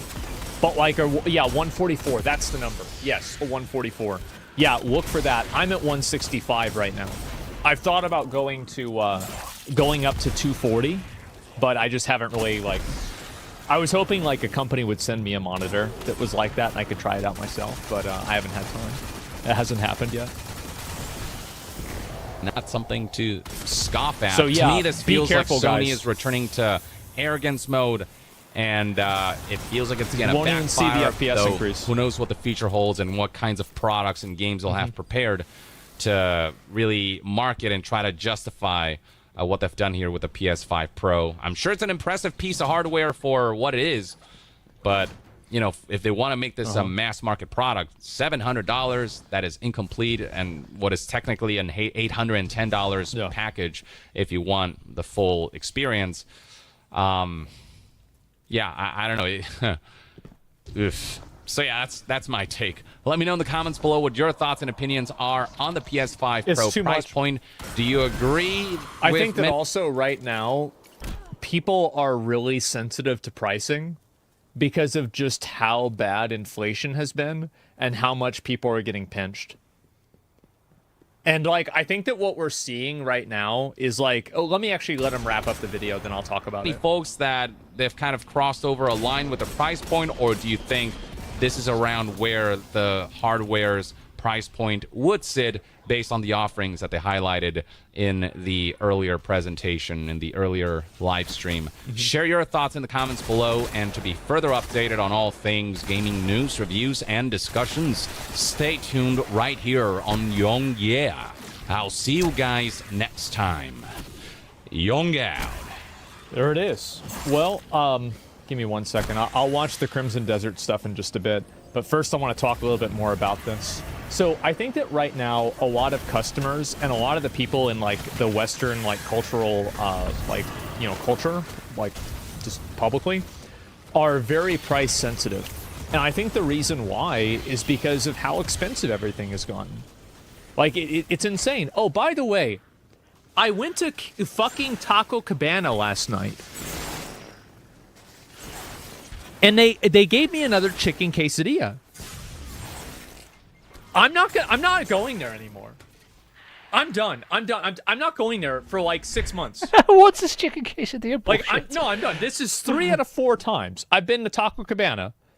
3 times have been chicken quesadillas. 1 has been a steak quesadilla. 4 times I ordered a steak quesadilla. I'm finished. I'm done. Give him the wrong I'm order. not going there anymore. Make your own? No. No. I'm gonna complain. I'm gonna complain. I'll go somewhere else. I'll buy it somewhere else. I'm so fucking mad. Like, it ruined my fucking day last night. Do you complain to them? No, I drive home thinking that I'm like, because there's 2 Taco Cabanas. There's the bad Taco Cabana and the really bad Taco Cabana. And I went to the bad Taco Cabana because it's better than the really bad Taco Cabana. Anyway. There's the bad and the really bad, and this is where he chooses to buy And to food. eat a It's his fucking own chicken fault. quesadilla. Fuck! Anyway. People are very sensitive to price. And you know how much it was? $15 fucking dollars. $15.52. Me and Dylan used to get the bean and cheese taco combo for like $4 or $5. And like, this is after we graduated high school. So like, this is in like 2011, 2012. What the fuck happened, man? They took the fucking thing off the menu. Bend over everyone. Exactly. It makes me so fucking mad. Yeah, 6-month cooldown. Yeah. Got robbed. It was a goose from Springfield. If it was, it probably would have tasted better than that piece of shit chicken they gave me. Thing tasted like garbage. I wish it was a fucking goose. If it was a cat, it probably would have been even better. Fuck.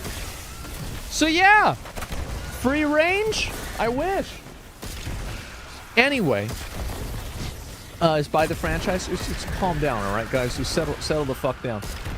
So people are very, very price sensitive right now.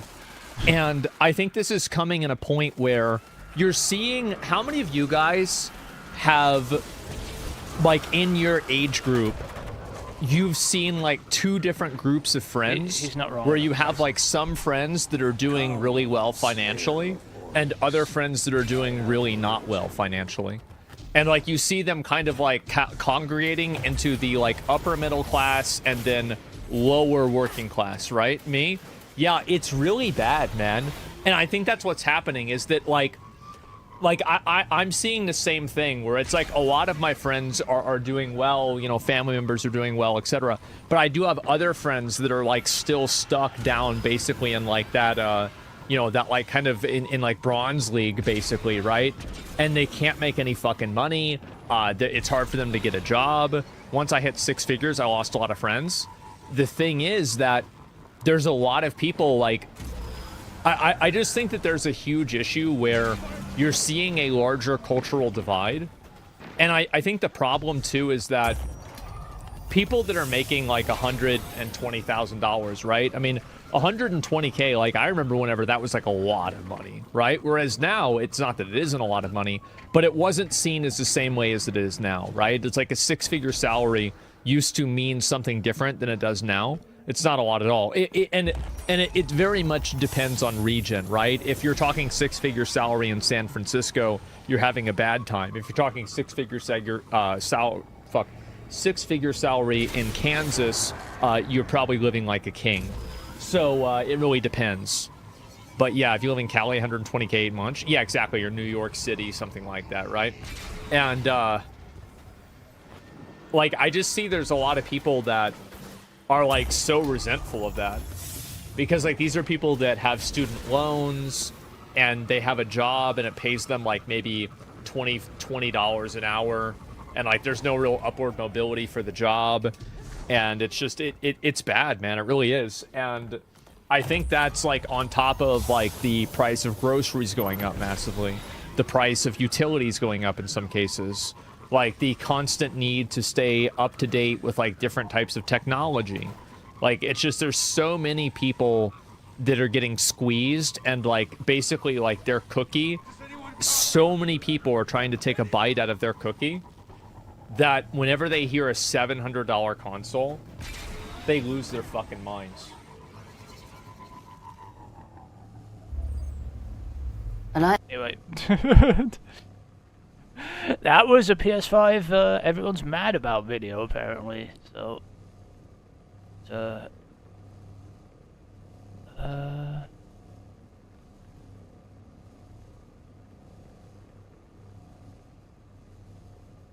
So, what do we do? No capture. Hide. There we go. Alright. But yeah, people are not very happy about the PS5 price at the moment. There's a lot of videos going around on YouTube of people just slamming Sony for the not reading the room on price. But hey, Concord flops, so it's fine.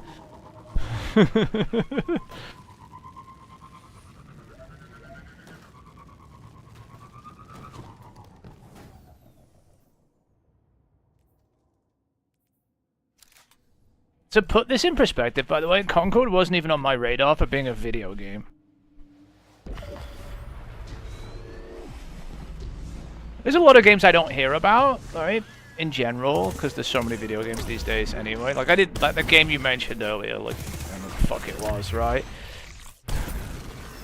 But when it comes to Concord, considering it was supposed to be a AAA first-person shooter or something, right? Fucking never heard anything about it, didn't play it, didn't care. Probably because it was bad.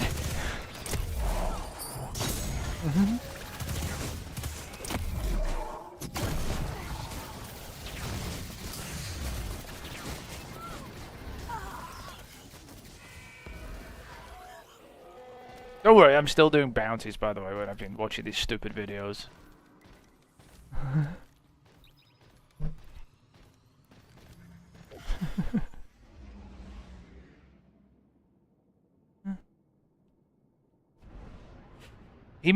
Asmon makes a lot of reaction videos to stuff, you know?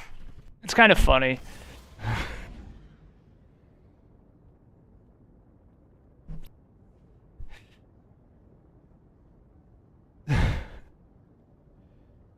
He's got more stuff here. Hold on.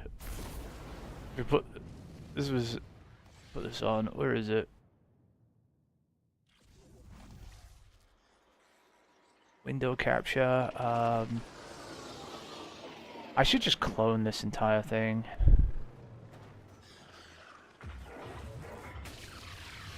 Oh, I'm lazy. Screw it.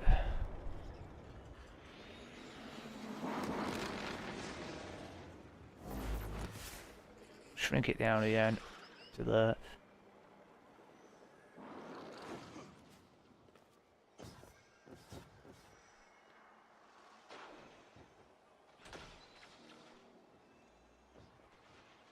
What is this? Transform.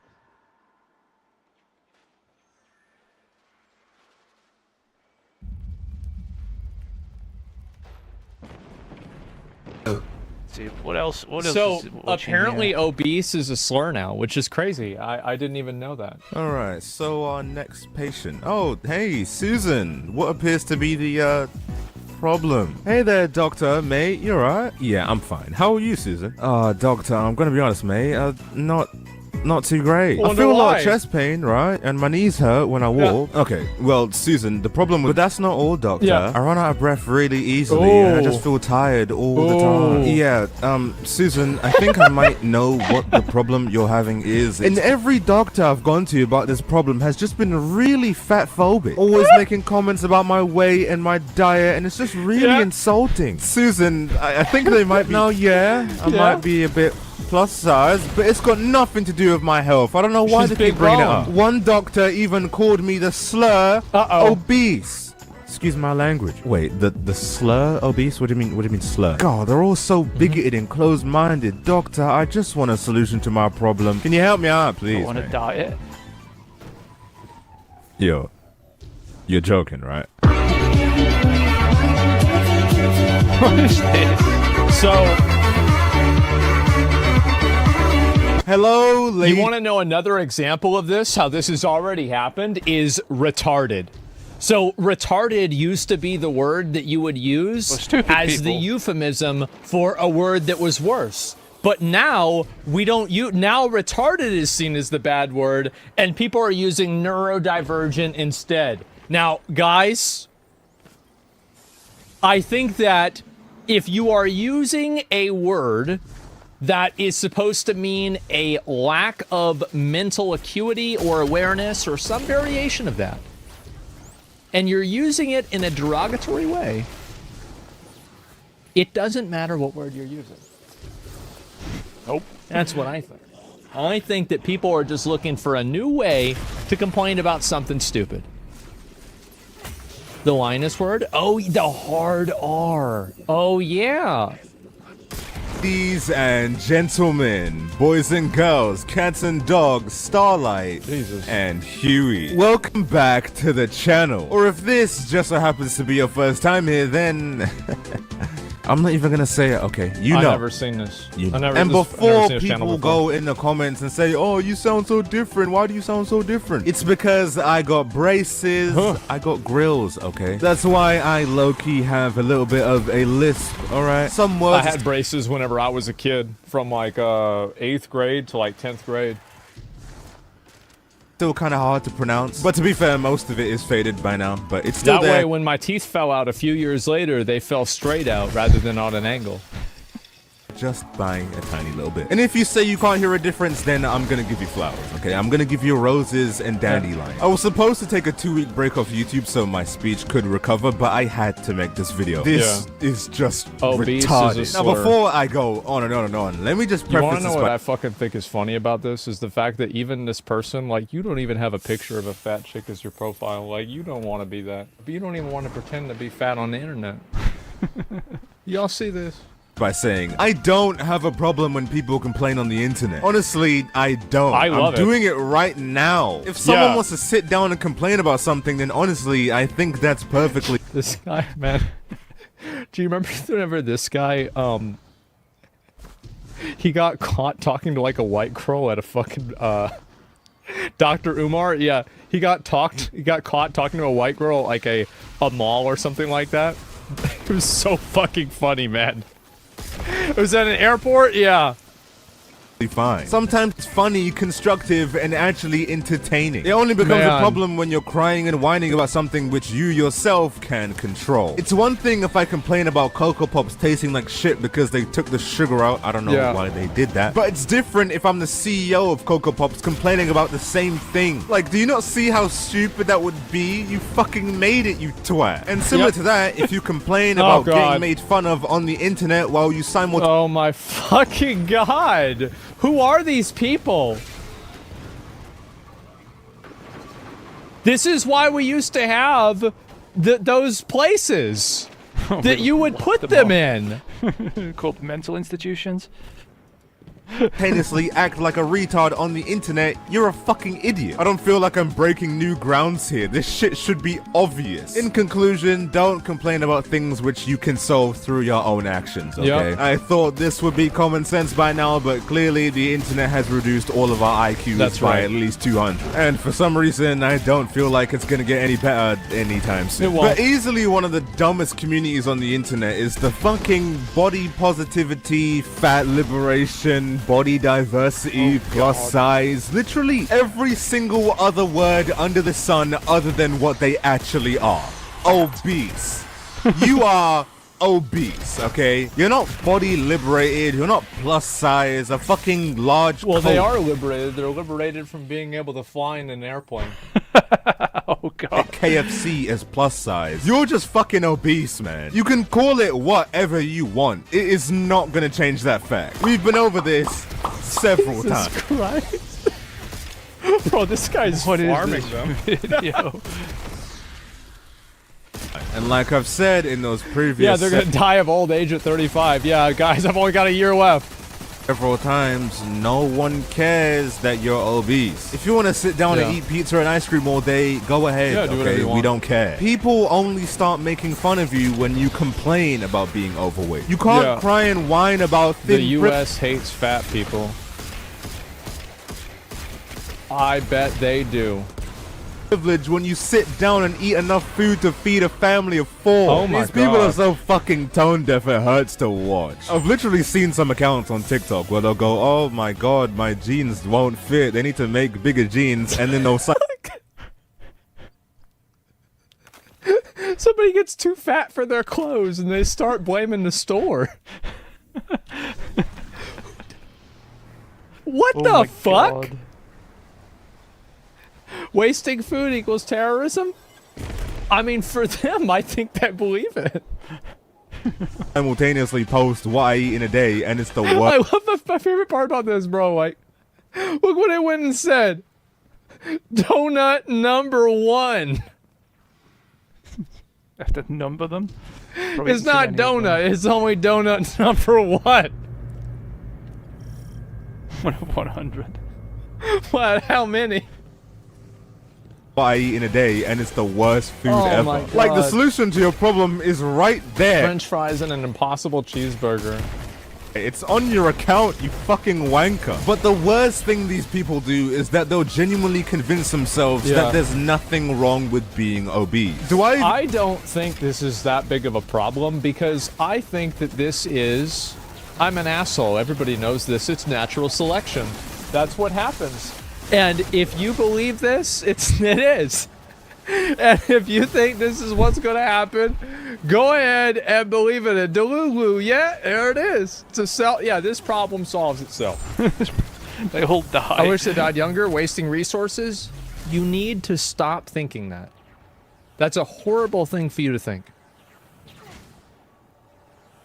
Because when they die younger, they actually use less resources.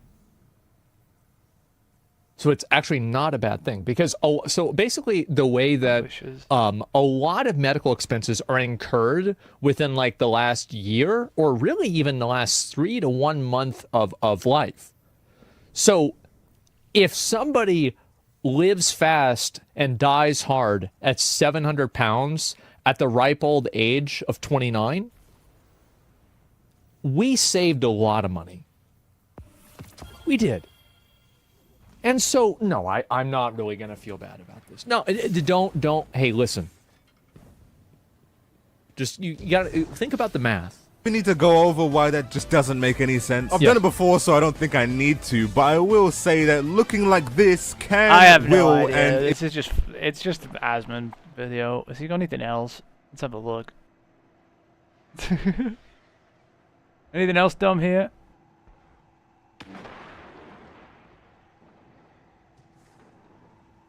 He had another PS5 video. What's this? Yeah, so this is my base. I've been working on playing a this base video for a game. while. This is my cow. His name is Cock. And we're feeding him. He's had, I guess... What is this? You know, a little bit of milk here. We'll go ahead and just put this on the ground. Not going to worry about that. I just recently got this right here. This is my... I need to get Galaxite now. I don't have that. And I built this as well.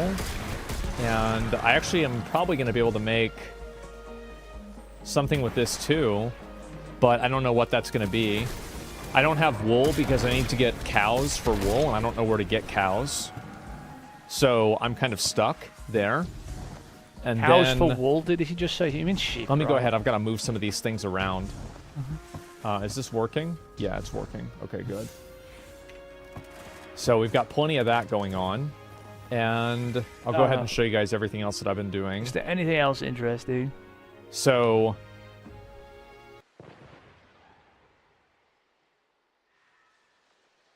There's a lot of people bitching about the PS5 on stuff.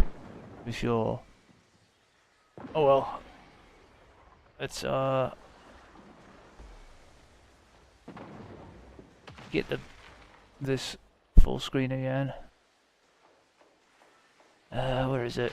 Transform. Where's the screen? Nope.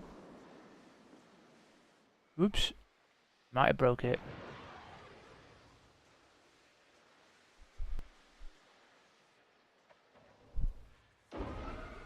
Oh.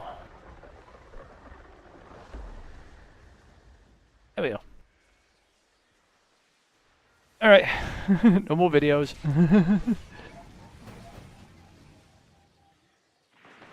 I didn't break anything. It's fine. Everything's fixed. Except the sparrow.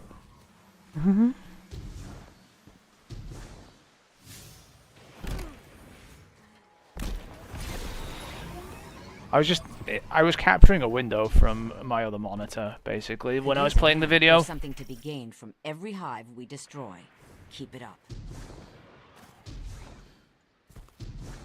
Remember, I operate more than one monitor, so I have stuff on a second screen. Sometimes I have 3. Sometimes I don't.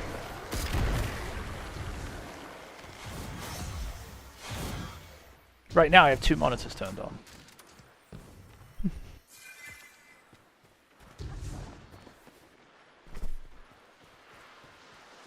But I can have stuff up on the other monitor. I can have stuff up on my other monitor and it doesn't make any sound or whatever on stream. I have to allow the volume of things to show on stream if I want to. Just in case, like, anything's, I don't know, not allowed.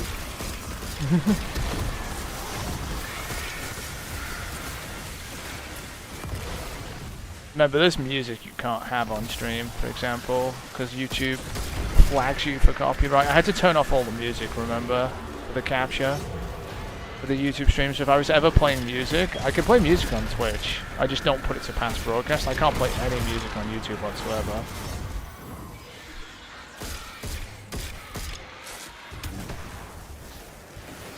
If I do, I get copyright struck pretty much immediately. So we don't do that anymore. Doesn't matter what you play either, to be fair. Any music will get you fucking fucked on YouTube. Why nobody has music on YouTube. Even when Jake does like simultaneous streams on YouTube and Twitch, there's no music on YouTube. Just saying.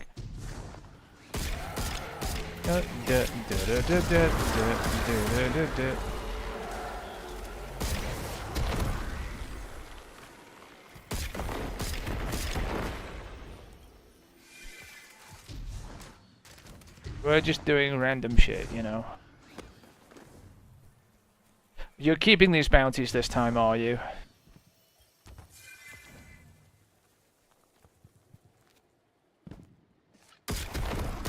What have we got, like 3 weeks? What is it? Season pass. More like 4.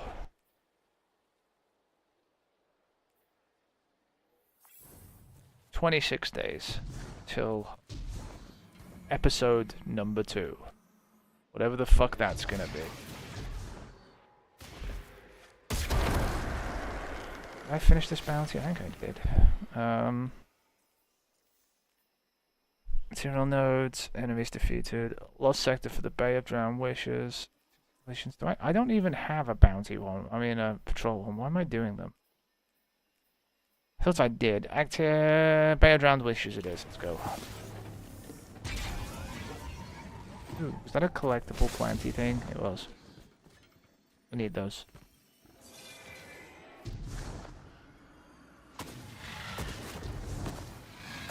But yeah, I don't know. I would genuinely watch the PS5 situation with the PS5 Pro, because I genuinely think that it's not worth what they're trying to sell it for. And Asmon is right about one thing. If the disk drive was included, if the stand was included, people would probably be less hostile to this, even if it was 700. It's the fact they were like, nope, no disk drive, no stand, no game. Just a PS5 Pro. Like, there's no game to show it off either. Like, if there was a new game coming out that was showing off the power of the PS5 Pro and they actually used it, like GTA, for example, if they showed some early footage of it running on the Pro, that might have sold it too.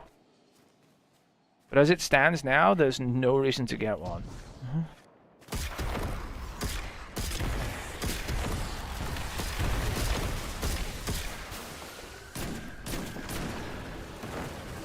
And Star Wars is not a reason. That game is terrible. You know this.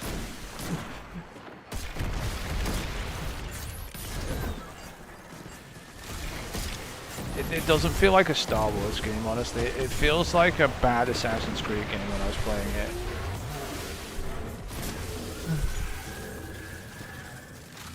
Alright, just be aware that I think the price of this thing's probably going to crash at some point.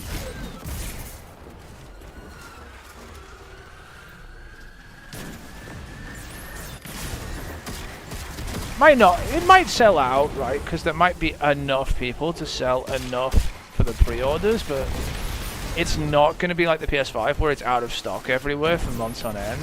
Like, people are not that dumb to just buy any old shit Sony wants to shovel down their throat. I mean, you think Sony would have learned that with Concord already? That they tried to sell a bunch of crap to people and people told them to go fuck themselves?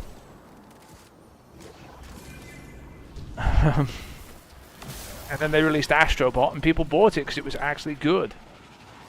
That was a good game, by the way. I honestly think it was... I mean, it's a game that leaves you wanting more.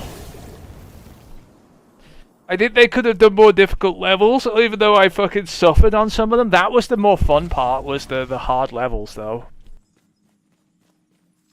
I think they could have done a lot more of the, hey look, this is a nasty bastard level. I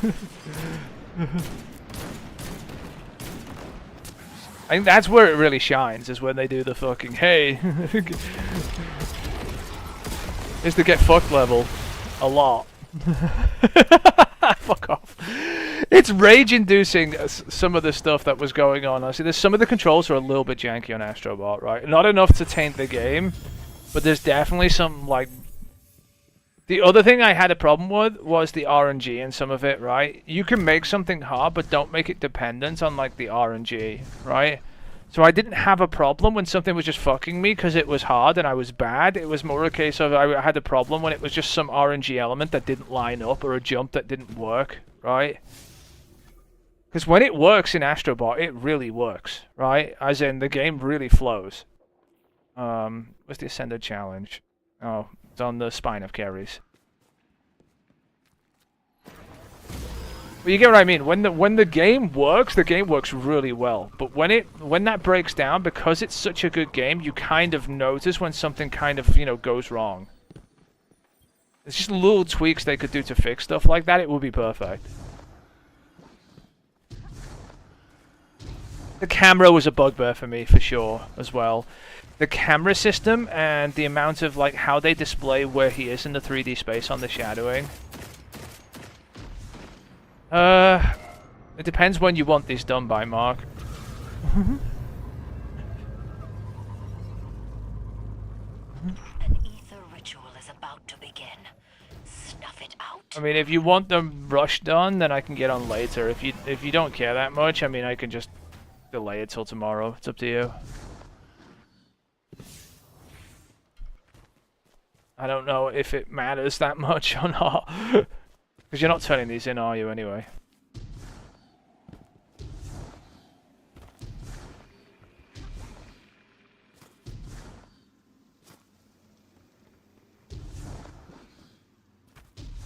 I would not worry about the spoils, Mark. I'm gonna be honest with you, right? I don't see a raid in the near future. And the spoils are used for buying raid weapons. We haven't even used them for that. Like, generally we would use them to buy, like, adept raid weapons. That is what you use spoils for normally.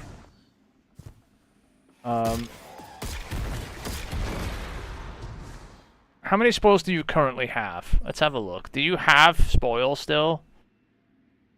50 on the Titan, 230 here, and is the 250 in your inventory too? There is 240, sorry. I think you're fine. Right? If a raid shows up on the horizon, right? As in, they announce a raid will be released, you know, with an expansion, then we can worry about spoils, right? Right now, if we put more spoils in the Postmaster, they're just probably going to get eaten when you do something stupid. You know? Because the other problem with getting spoils is, are people actually running enough raids to go get them? Because it means running the new raid. And is there enough people running that raid right now in D2? Because I feel like D2 is kind of not in a great place at the moment when it comes to people running stuff. We can do the odd raid if you want to at some point. That will get you like 20 spoils a time, right? We did that last time. We didn't just go farm them, we just did the odd raids, right? Probably best to do them though when there's more people on. The later the better, usually. Especially now, because I don't think there's a whole lot of people running stuff at the moment. I could look at a LFG at some point and see how bad it's gotten. Can't imagine it's good news, you know. Ooh, there's a plenty thing. Don't panic too much about your spoils is what I'm trying to say. If there's an announcement and they say, yes, we have a raid coming next expansion, then we'll go do some spoils, right? And I have a feeling that's not going to be relevant until the next big expansion, or the next medium-sized expansion they call it now, which is going to be like next year. Because otherwise, what are we going to use spoils for, Mark? Unless you want to consume spoils on adept raid weapons. Which means we have to do a master raid to buy them.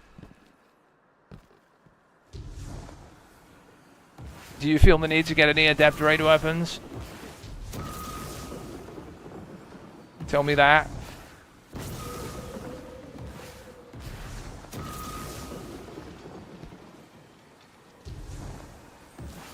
I don't think there's any weapons you're actually using where you will benefit anyway from having an adept version of it, other than, hey look, I have an adept one to flex on you with.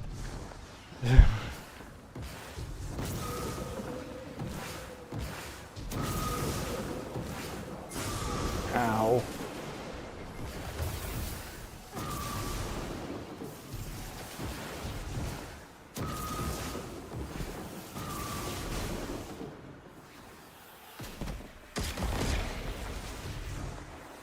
I know, it's up to you.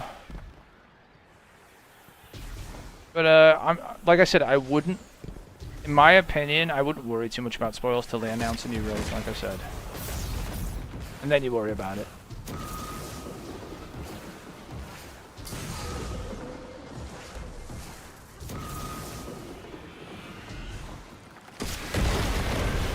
Oh my god. It didn't die to the fucking explosion. And then it pushed me down. It's so annoying. Like you know the big explosion I caused with the hand cannon? The ad's hitbox didn't disappear. Oh my god, they're still here. What the fuck? Stop! I keep killing them and they keep fucking pushing me. Angry.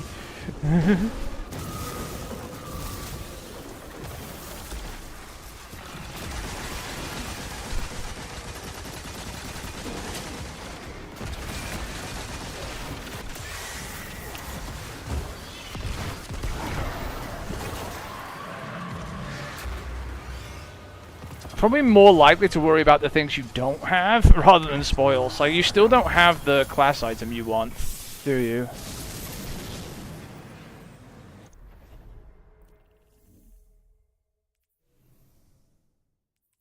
Which is the necrotic plus what's it called?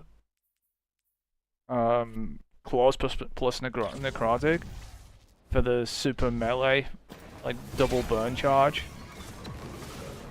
Right? But you still don't have that.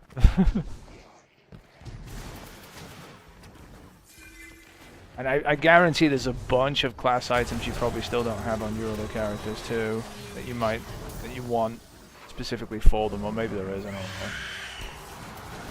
know. Gotta track that shit and figure out. The problem is with all those class items is they take up so much vault space. Trust me, I know. They're eating my vaults because I have like 40 of each class item. I have like 50 of each class item actually. There's 64 variants of each one, and I'm holding like 40 or 50 of each, and it's bad. Oh god. This is a problem, by the way, coming up here for the fucking tier 3s. Sometimes there's nobody here. Yeah, that'll attract some See, attention. there's somebody here solo doing a tier 2, or doing tier 2s for some reason.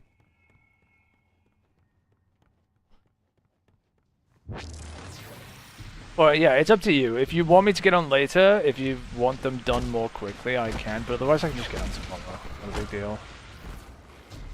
And continue. If you'd rather I did that, it is your choice. Either way, I have to do them. It's just, you know, how quickly.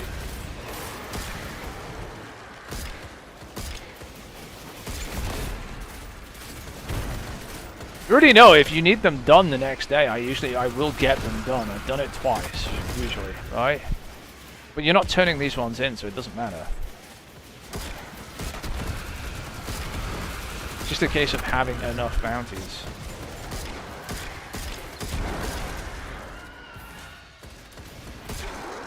Okay, yeah, we just do them tomorrow, that's fine.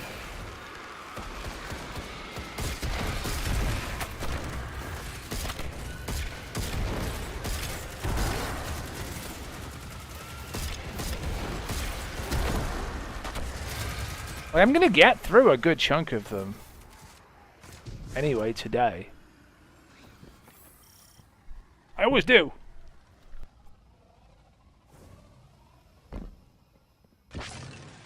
The entire time we're gaining EXP while I'm doing shit too. It's not like the massive amount of EXP, but we're gaining EXP by me simply shooting the gun. But yeah, Mark, don't worry about spoils until we have to worry about spoils, okay? If we hear rumors of a raid, or we hear about a raid coming, then we deal with the spoil situation, okay? And we won't even need to rush the spoils at that point, because it'll be fucking, like, literally months out for the raid anyway. We'll literally be able to run, like, a fucking raid every week or something and fill up your spoils that way by the time the fucking raid comes out, it seems like. Because it's going to be, like, fucking next year. You know?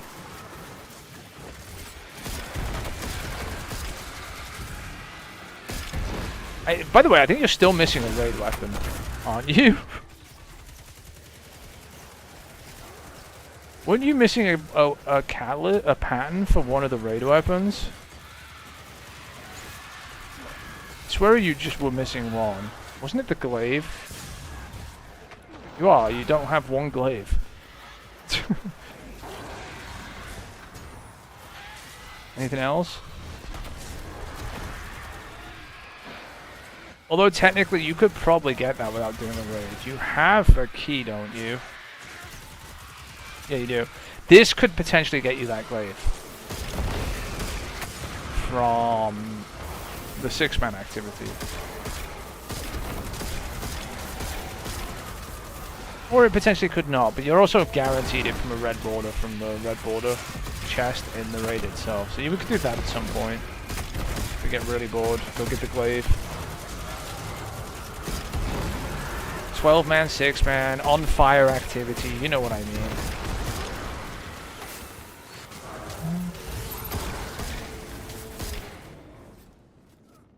The thing that doesn't work properly and crashes you half the time, there you go, that thing. Happy now? That's a better description.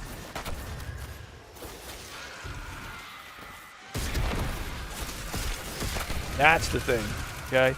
But yeah, we could do that to go get your glaive at some point if you really, really, really care about the glaive crafting thing, which you should do, kind of, because we usually get all the crafting patterns, even if they're bad, because there's potential when they buff them, we can just make them, but also, if we have them, we don't need to go get them again. We just have them permanently. So. That's the other thing is, you want everything just so you don't have to worry about not having everything. I do it too. I collect all the patterns, Mark, always. So every weapon. Why? Because I can. Are you okay, sir? Do you understand it's immune? Sir. No, you don't.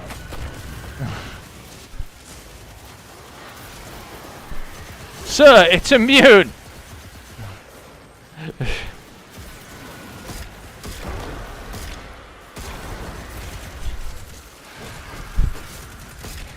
Fucking idiots.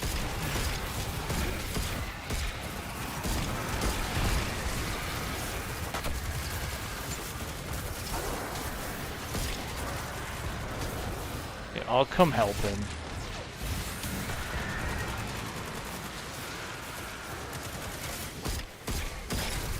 There you go, you can shoot it now.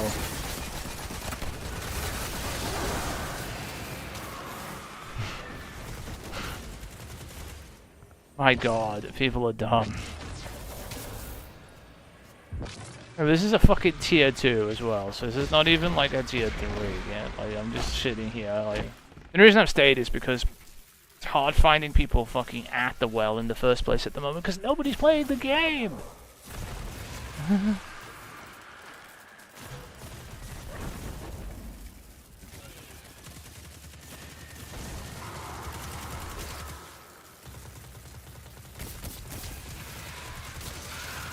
I would just sitting here.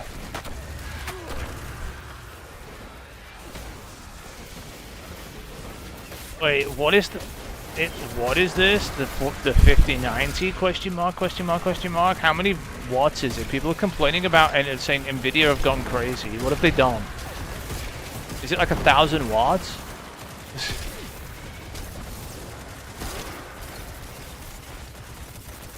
What insanity is the 5090 this time? 4090 is a 450 watt card. My card is a 360 watt card, which is the 4080. People are saying the 5090 might be a fucking 600 and 700, even 1,000 watt card. That's fucking hilarious. Who likes power consuming? Oh, I'm gonna laser.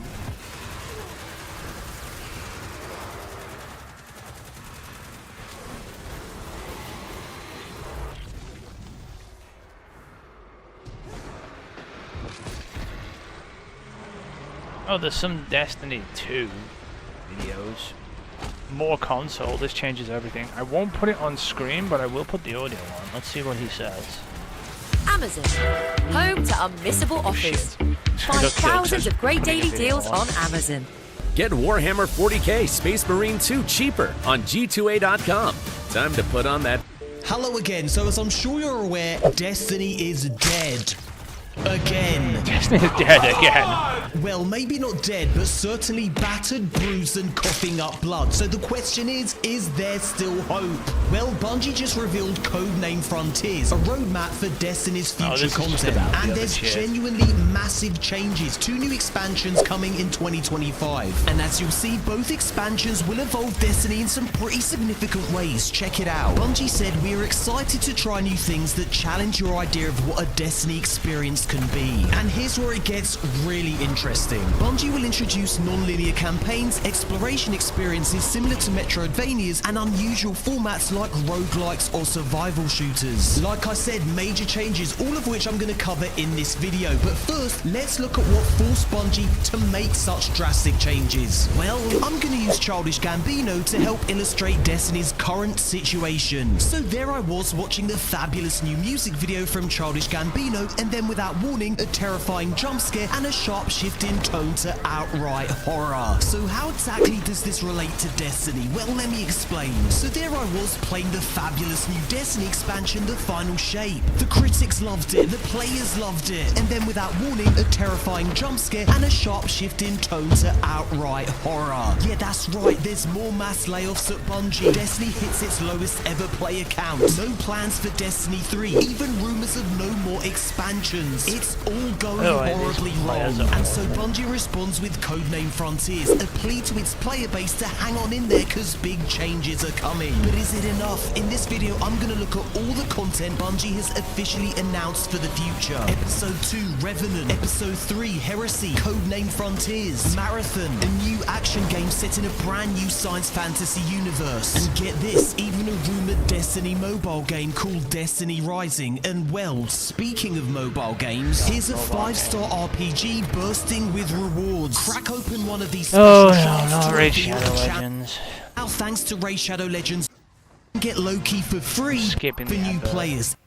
Lots available in my clan, more console, good luck and enjoy the free loot. Okay, so let's kick things off with episode 2, Revenant. This is a Fallen themed expansion heavily inspired by horror, specifically vampires. Now this episode sees the return of Fikrul the Fanatic, a Fallen Baron with vampire-like qualities. He can resurrect himself upon death, and you will take on the role of the Vampire Slayer, invading Fikrul's watchtower and taking on his army of darkness. Now this new exotic weapon will feed into this vampire slaying fantasy. Now famously, vampires can be destroyed by piercing their hearts with a wooden stake. Perhaps this weapon will play a similar role in this new episode. And Revenant will also introduce potion crafting. Combat potions will boost your artifacts, and loot potions will help you earn the items you really want. Bungie wants to give you more agency over the loot that you're grinding for. The third episode is Heresy. A new sinister force is bubbling up to the surface. These are the opening doors episodes. and creating powerful mysteries which lead us back to the Dreadnought. Yes, it returns, but this time it has a new purpose. Bungie describes it as a ghostly fortress of secrets, and the weapons you find here will have their outer skin peeled away to reveal the skeletal structure beneath. The armor will continue this ghostly theme, which Bungie describes as the Hive Ship Navigator armor set, and fans of Eris will be pleased to see this armor. It's basically Eris Morn cosplay. Now it's time for the big one, Codename Frontiers. This is Bungie's ambitious plans for the future. The first big change is the new annual content schedule, 2 medium-sized paid expansions per year and 4 free seasonal updates a year, one of those every 3 months. Yes, it's less content than we're used to, but according to Bungie, it's gonna help Destiny evolve, and believe me, we'll get into that. Now, the thing that really stood out to me is how Bungie openly acknowledges that Destiny has become, well, too boring, too rigid, too formulaic, too complex for new players, and too predictable for old players. Now, the one message Bungie is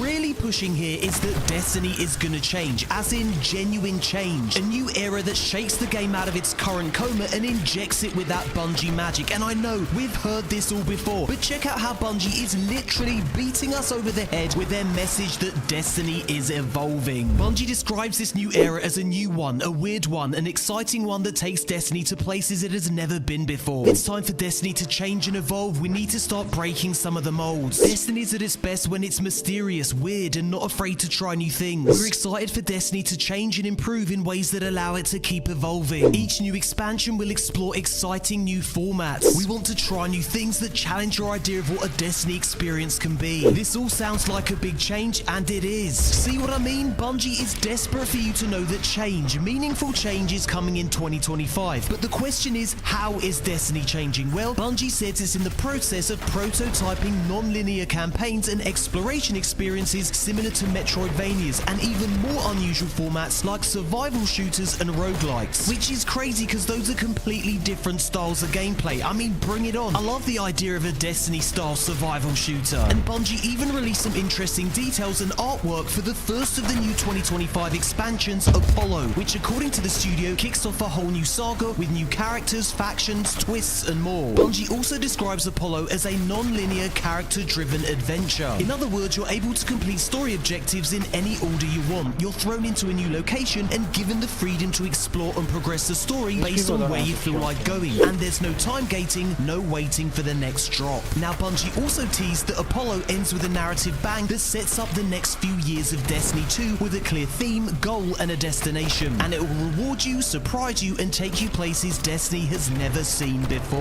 Bungie also teased the new UI screen that will replace the current destination map to help make it easier to launch into specific activities. And as for the loot grind well, weapons and armor will become tiered. Higher tiered gear will drop from harder activities. So there you have it, 2025 will begin a new era of Destiny, breaking away from the game's tired old formula and experimenting with new ways to play. And yes, Bungie is still committed to making Marathon, plus a brand new action game set in a new science fantasy universe, a game that Bungie is making in collaboration with PlayStation Studios. Honestly, I'm really keen to learn more about this specific title because, you know, new IP from Bungie is very rare indeed. And finally, a rumored mobile game, Destiny Rising, although no official word from Bungie Probably on this 'cause it's project. shit. But in the meantime, it looks as though Destiny is here to stay, at least for a good few years to come. Let me know your thoughts below. Thumbs I up can if you already enjoyed play the video, Destiny and we'll on a speak again handheld very PC. soon, my friends. I don't need Nice a mobile one. game.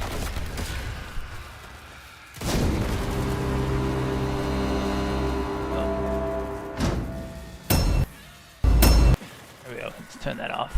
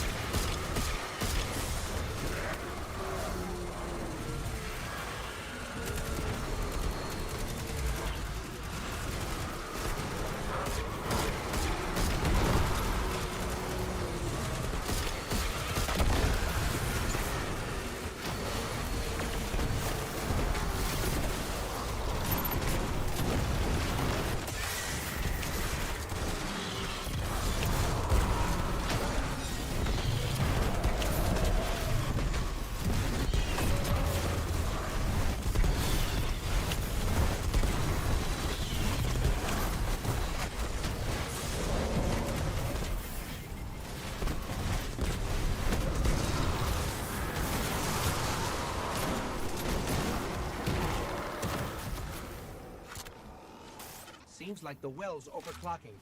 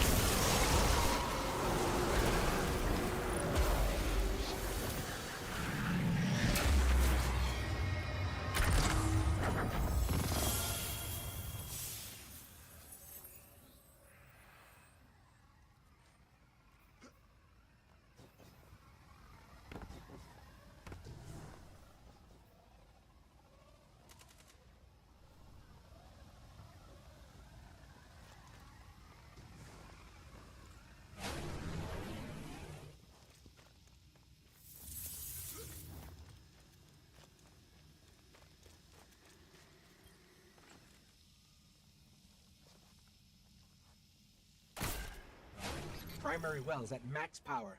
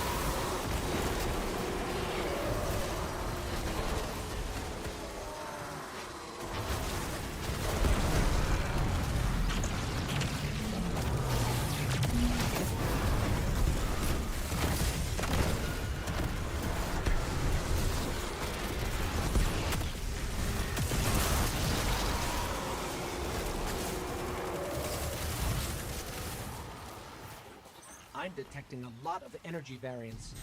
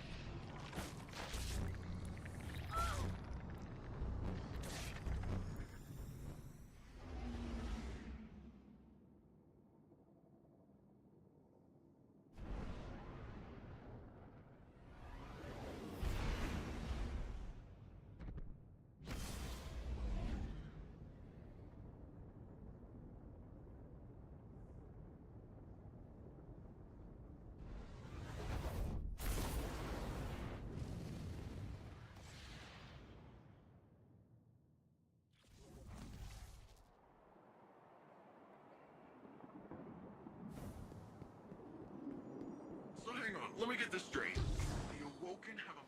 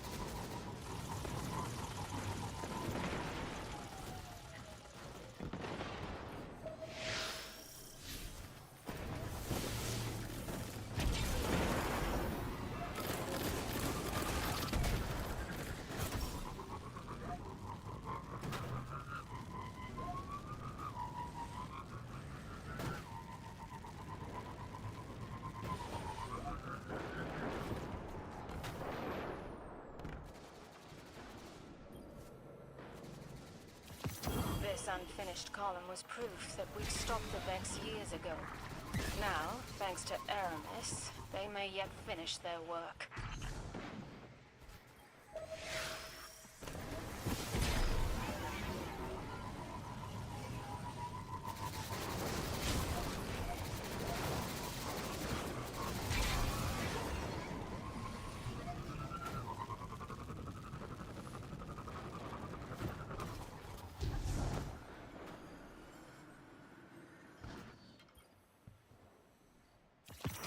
Of the Ishtar Collective. Clovis Bray also tried to crack open the secrets of the Vex. Proof of his failure stands before you.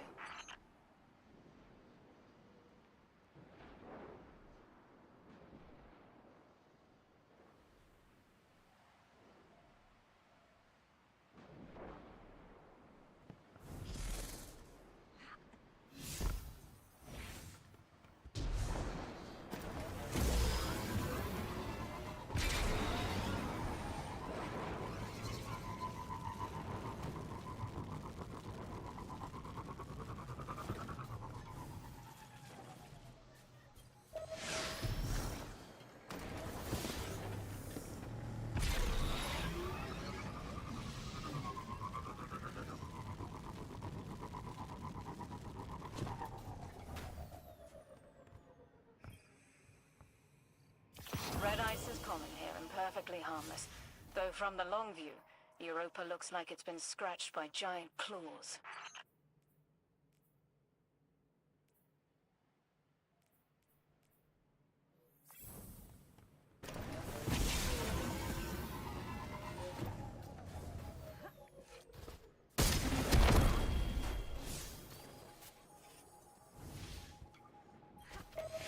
My allies seek refuge here, but are overwhelmed by enemies.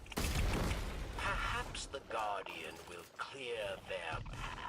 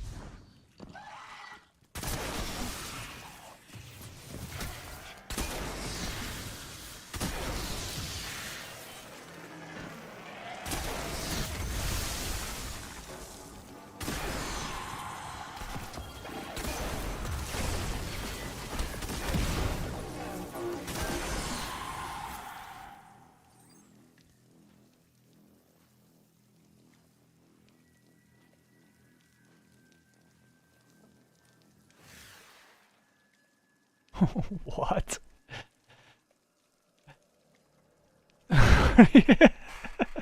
What is that? I don't know what that is.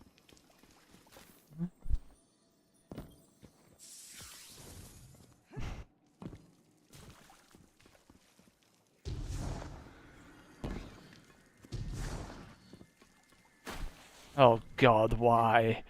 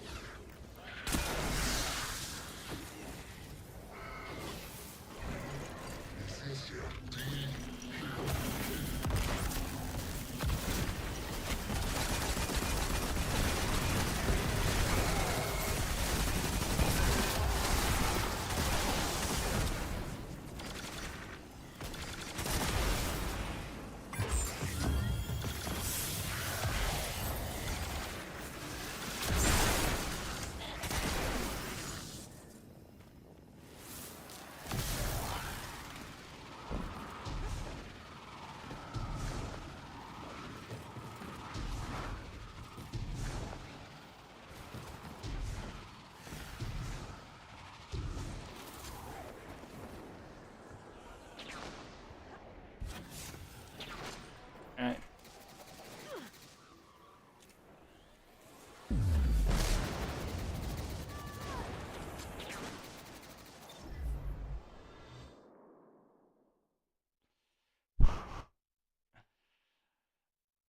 Just easily lose pro money gambling. And then pro times 2.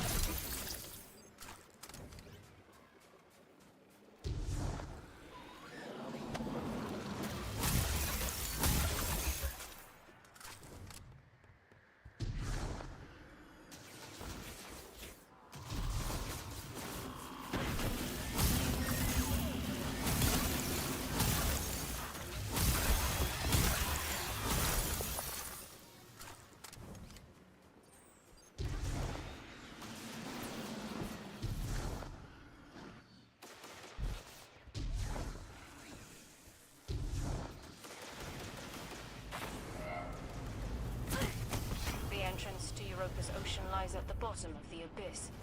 25 kilometers straight down.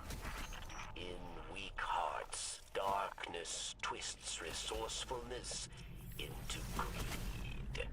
Such ones approach, bearing a drill. Turn them away, unsatisfied.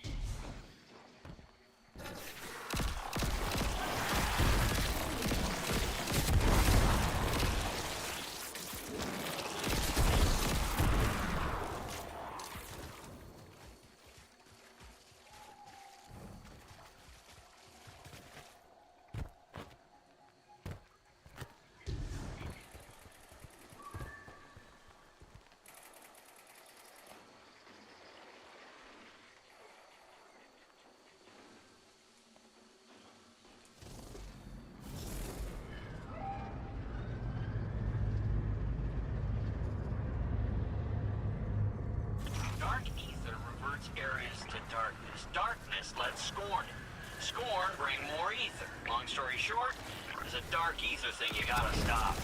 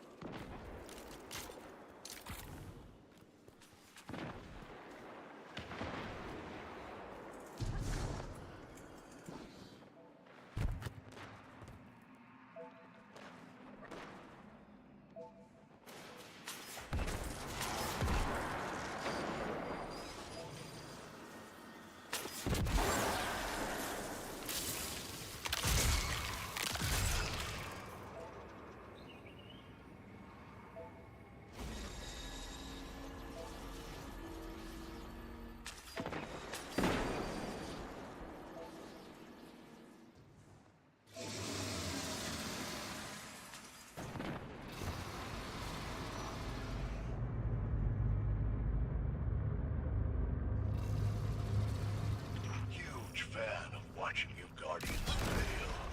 Just like you're going to when we detonate the pyramid bomb. Blow you all away.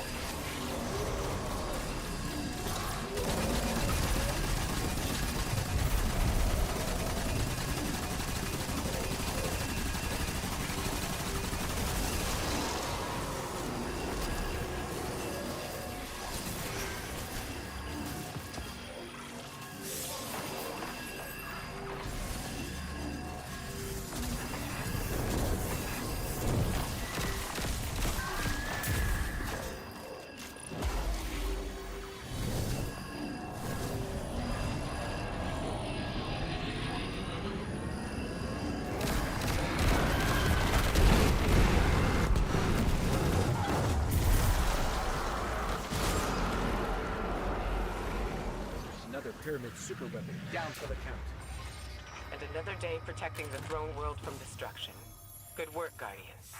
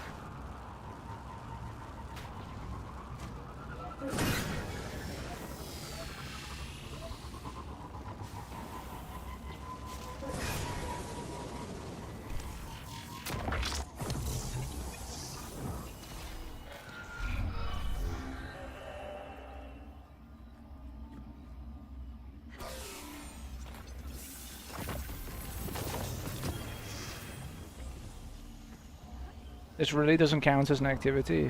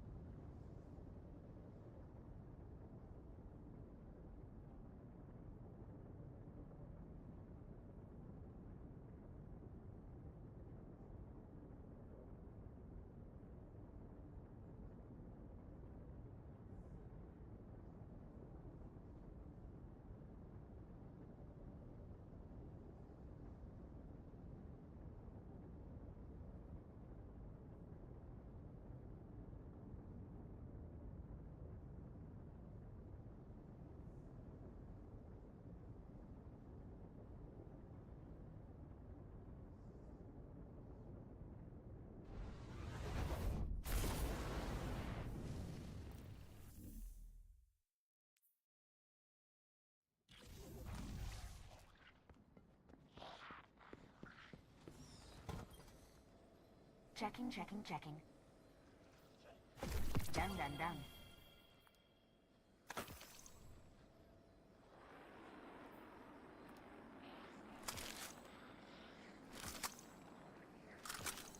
All done.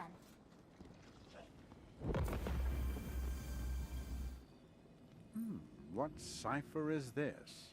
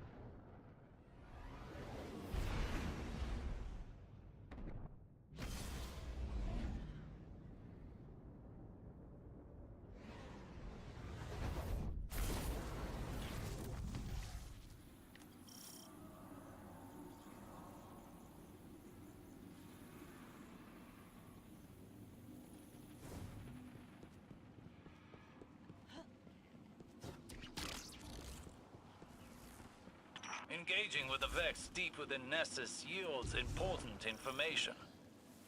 Continue your exploration, Guardian.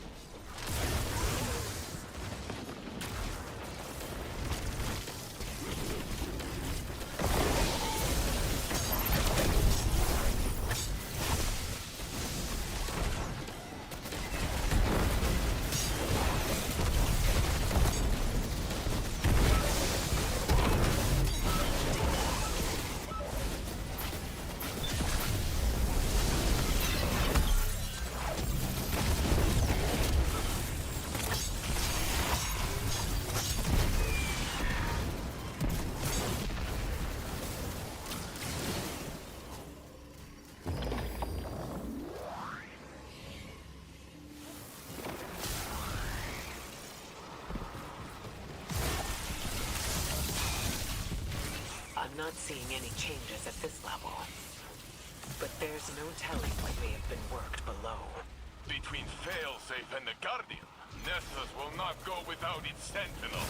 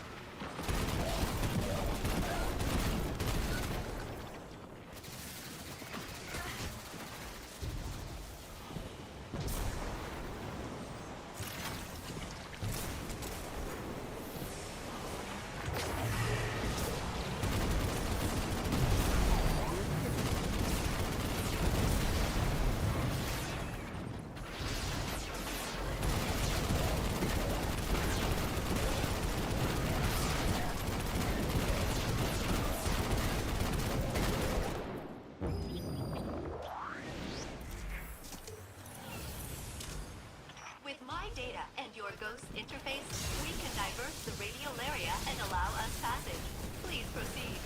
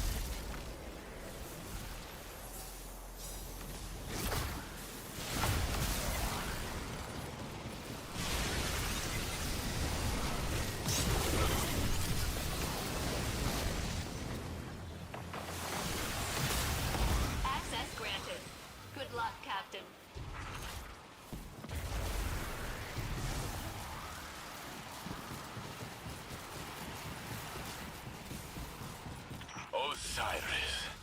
I didn't want to compare our experiences, but now I truly understand what you endured with Savathun. It was an experience I never wanted you to share. Yes, yes.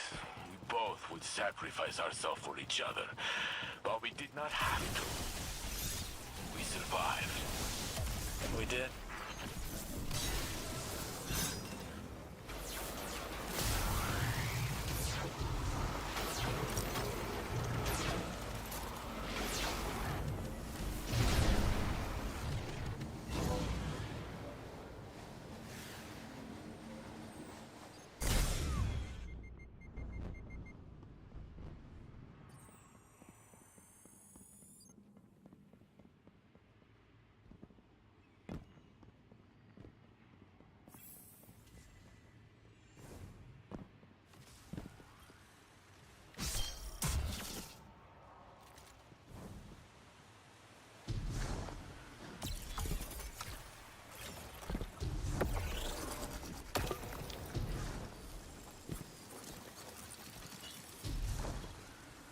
The Radiolaria moves through here. Take control, Guardian.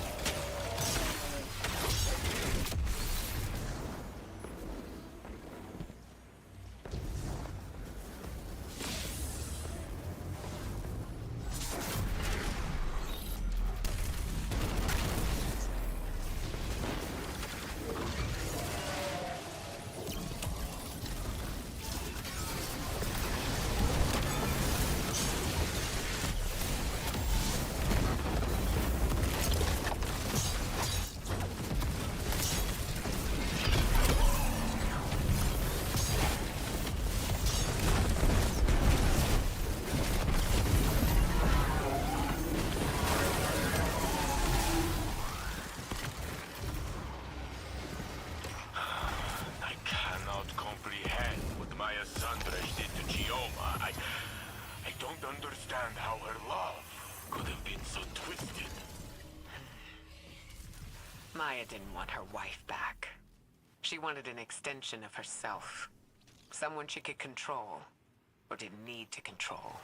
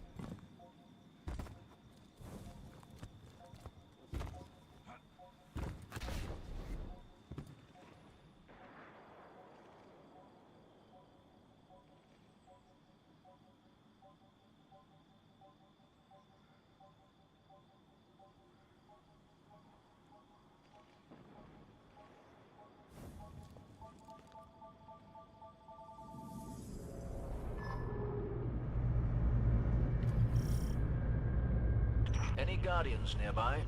Local energy fields are spiking like mad.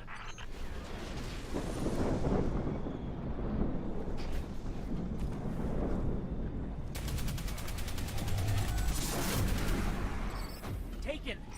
Filthy creatures. Push them back.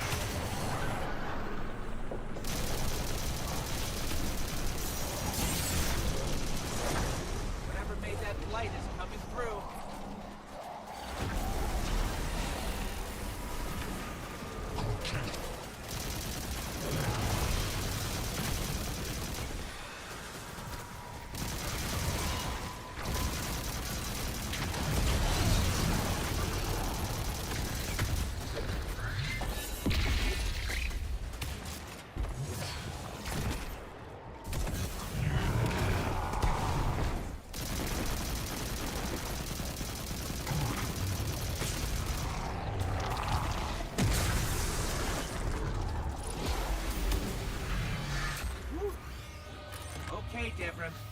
We killed the big Taken guy. Won't be your last, I wager. Savor this victory. I know I will.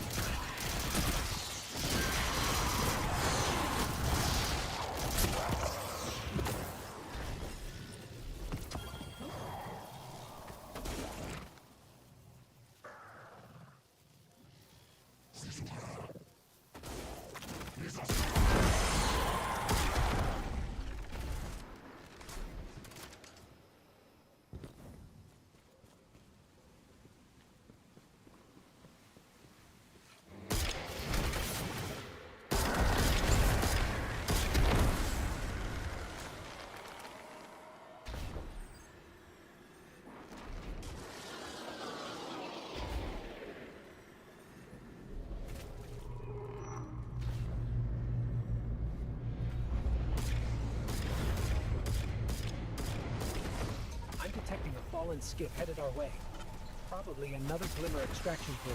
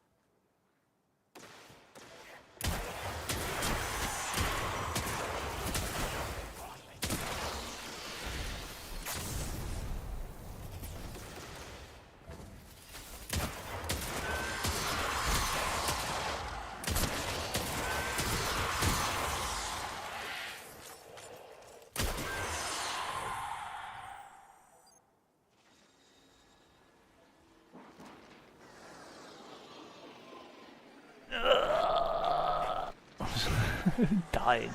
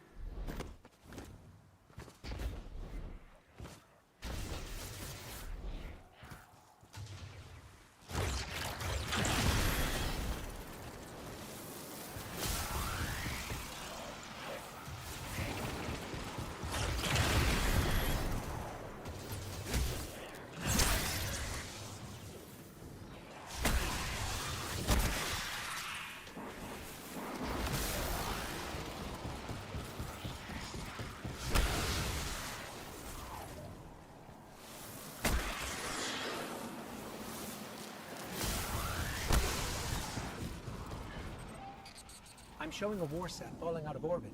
Calculating trajectory. Looks like it's going to touch down nearby.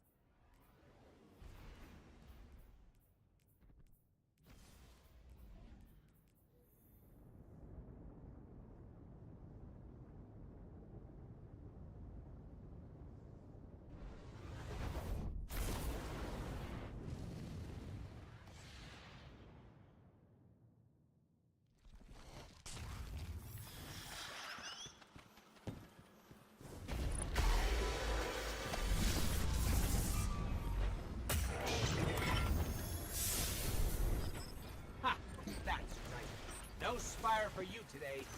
You're so destructive. Recalculating infrastructure integrity to account for the damage you caused.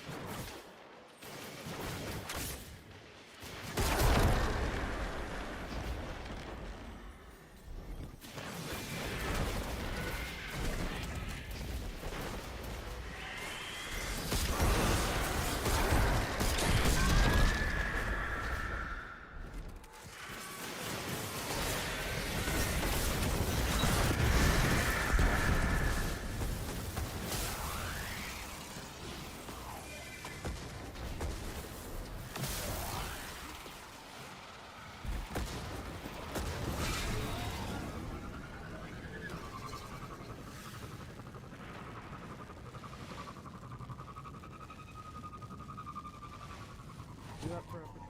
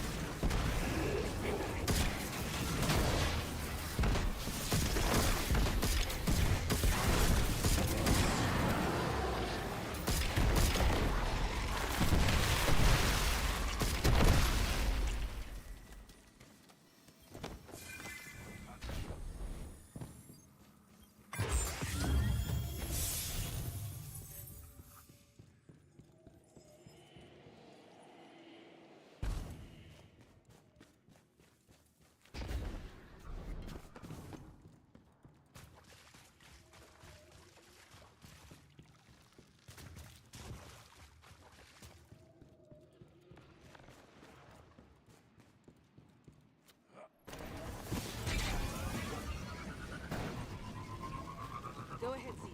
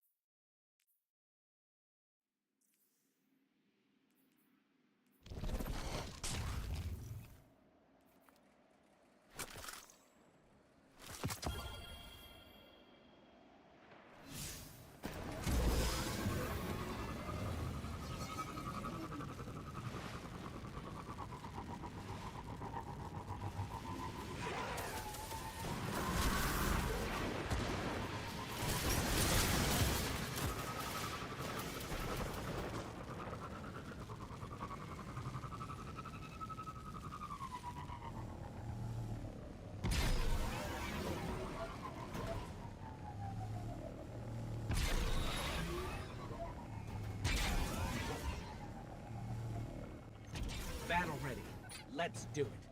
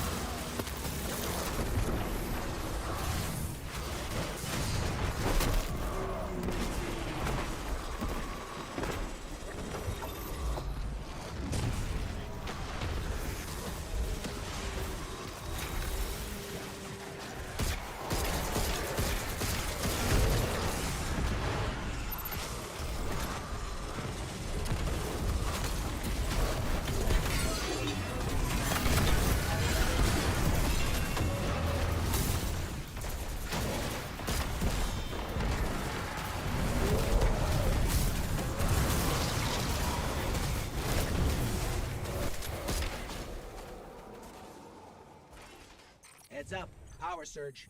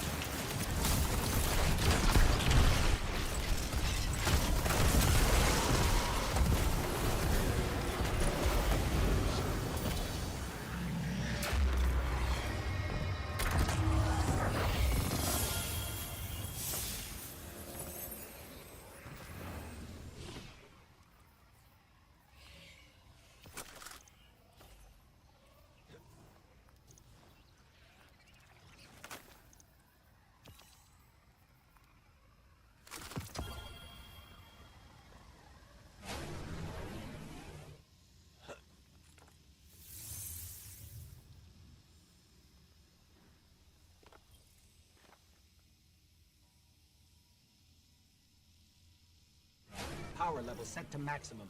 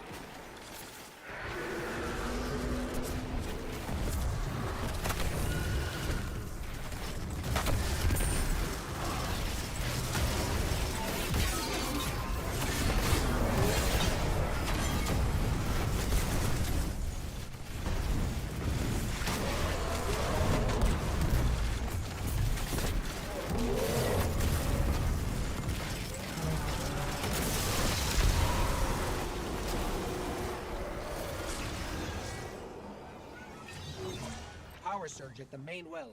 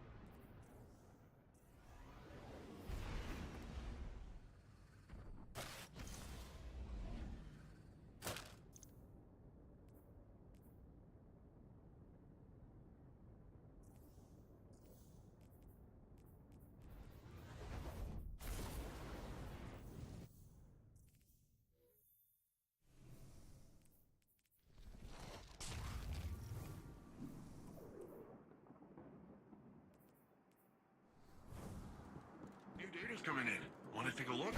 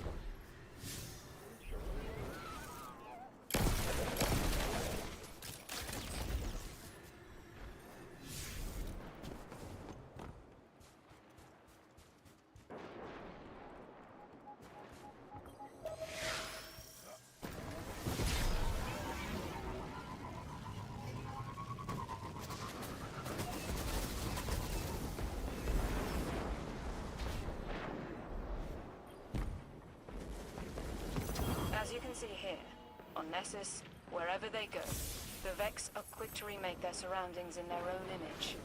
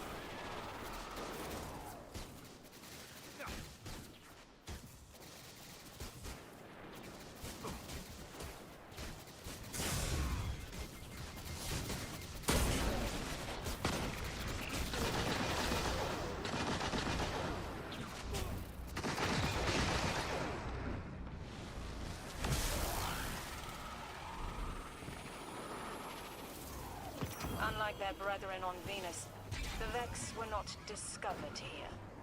They were brought by Mr. Bray himself.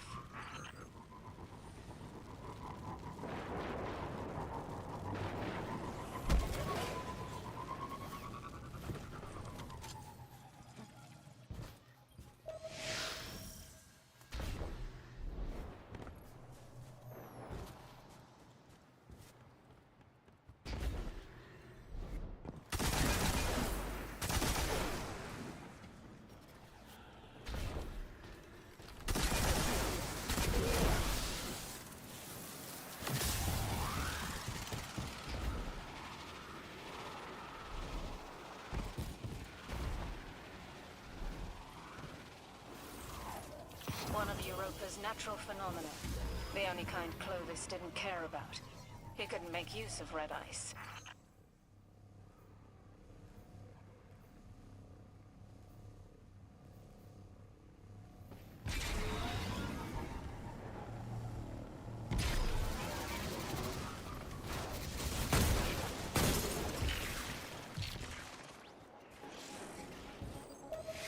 This place is unsafe for Varix and his allies.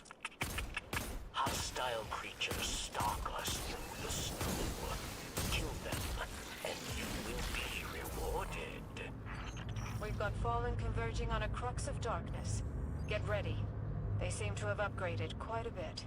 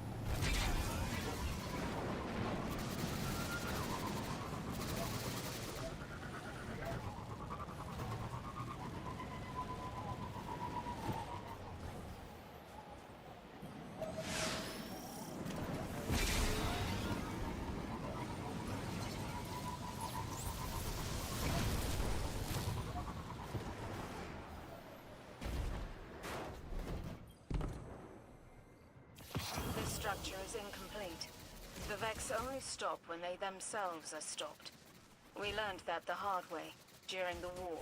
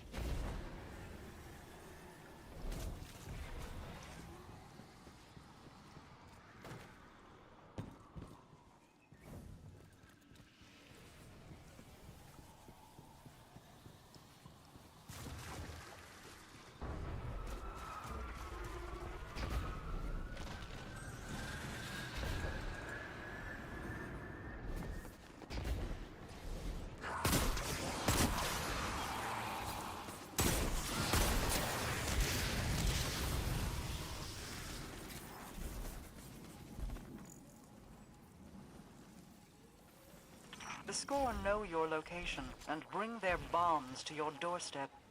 Why not turn the tables on them instead?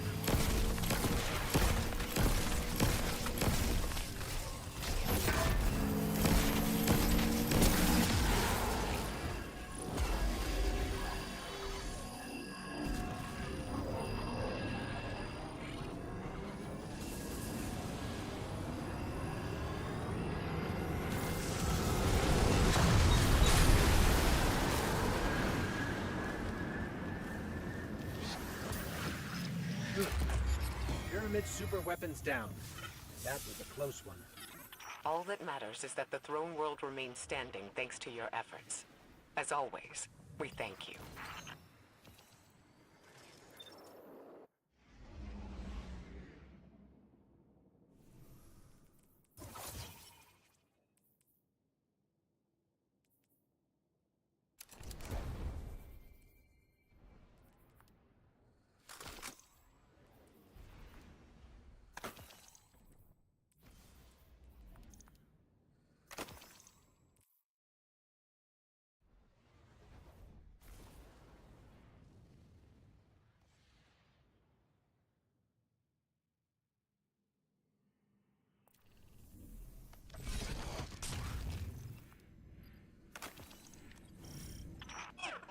Captain.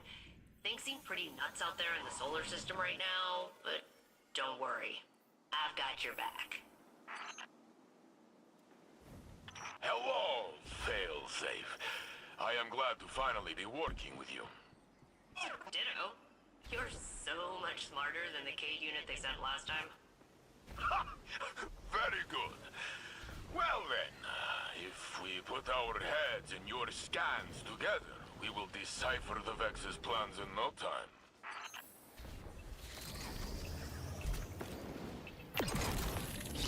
Captain, supercharged radiolaria from deep within Nessus is about to breach the crust.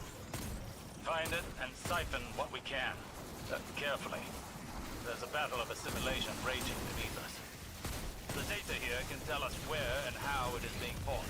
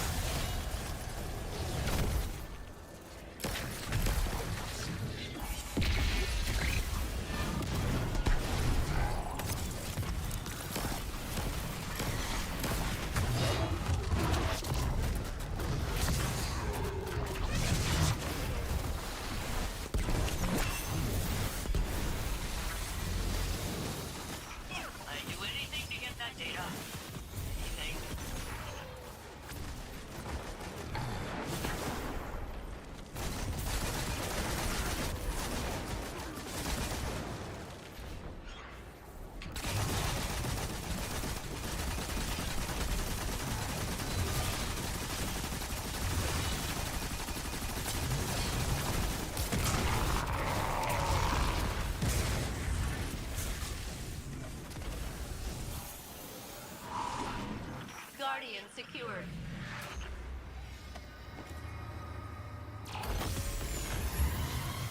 Congratulations, Fire Team. Your data is secure. This code is presenting differently than previous Vex structures I've analyzed. Huh. Curious. Oh yeah, that's all messed up. Is it? A virus? Should I purge it? Let me purge it. I want to purge some Vex. Calm down. It almost seems so, but no. I believe this is a form of adaptation.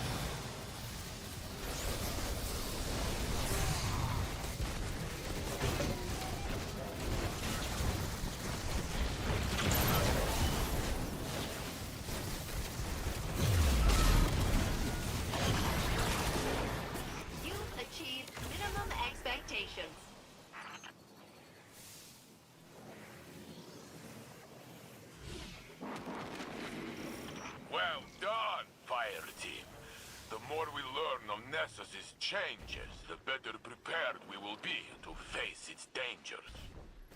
Speaking of danger, tracking incoming hostiles. Sending you the details, Captain.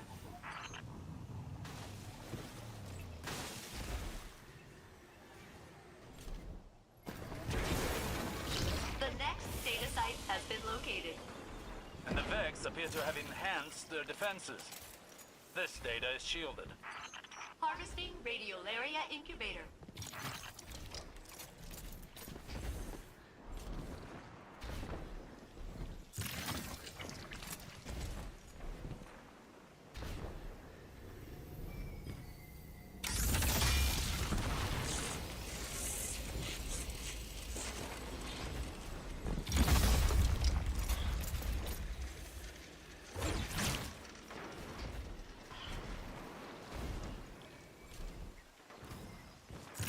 Harvesting Radiolaria Incubator.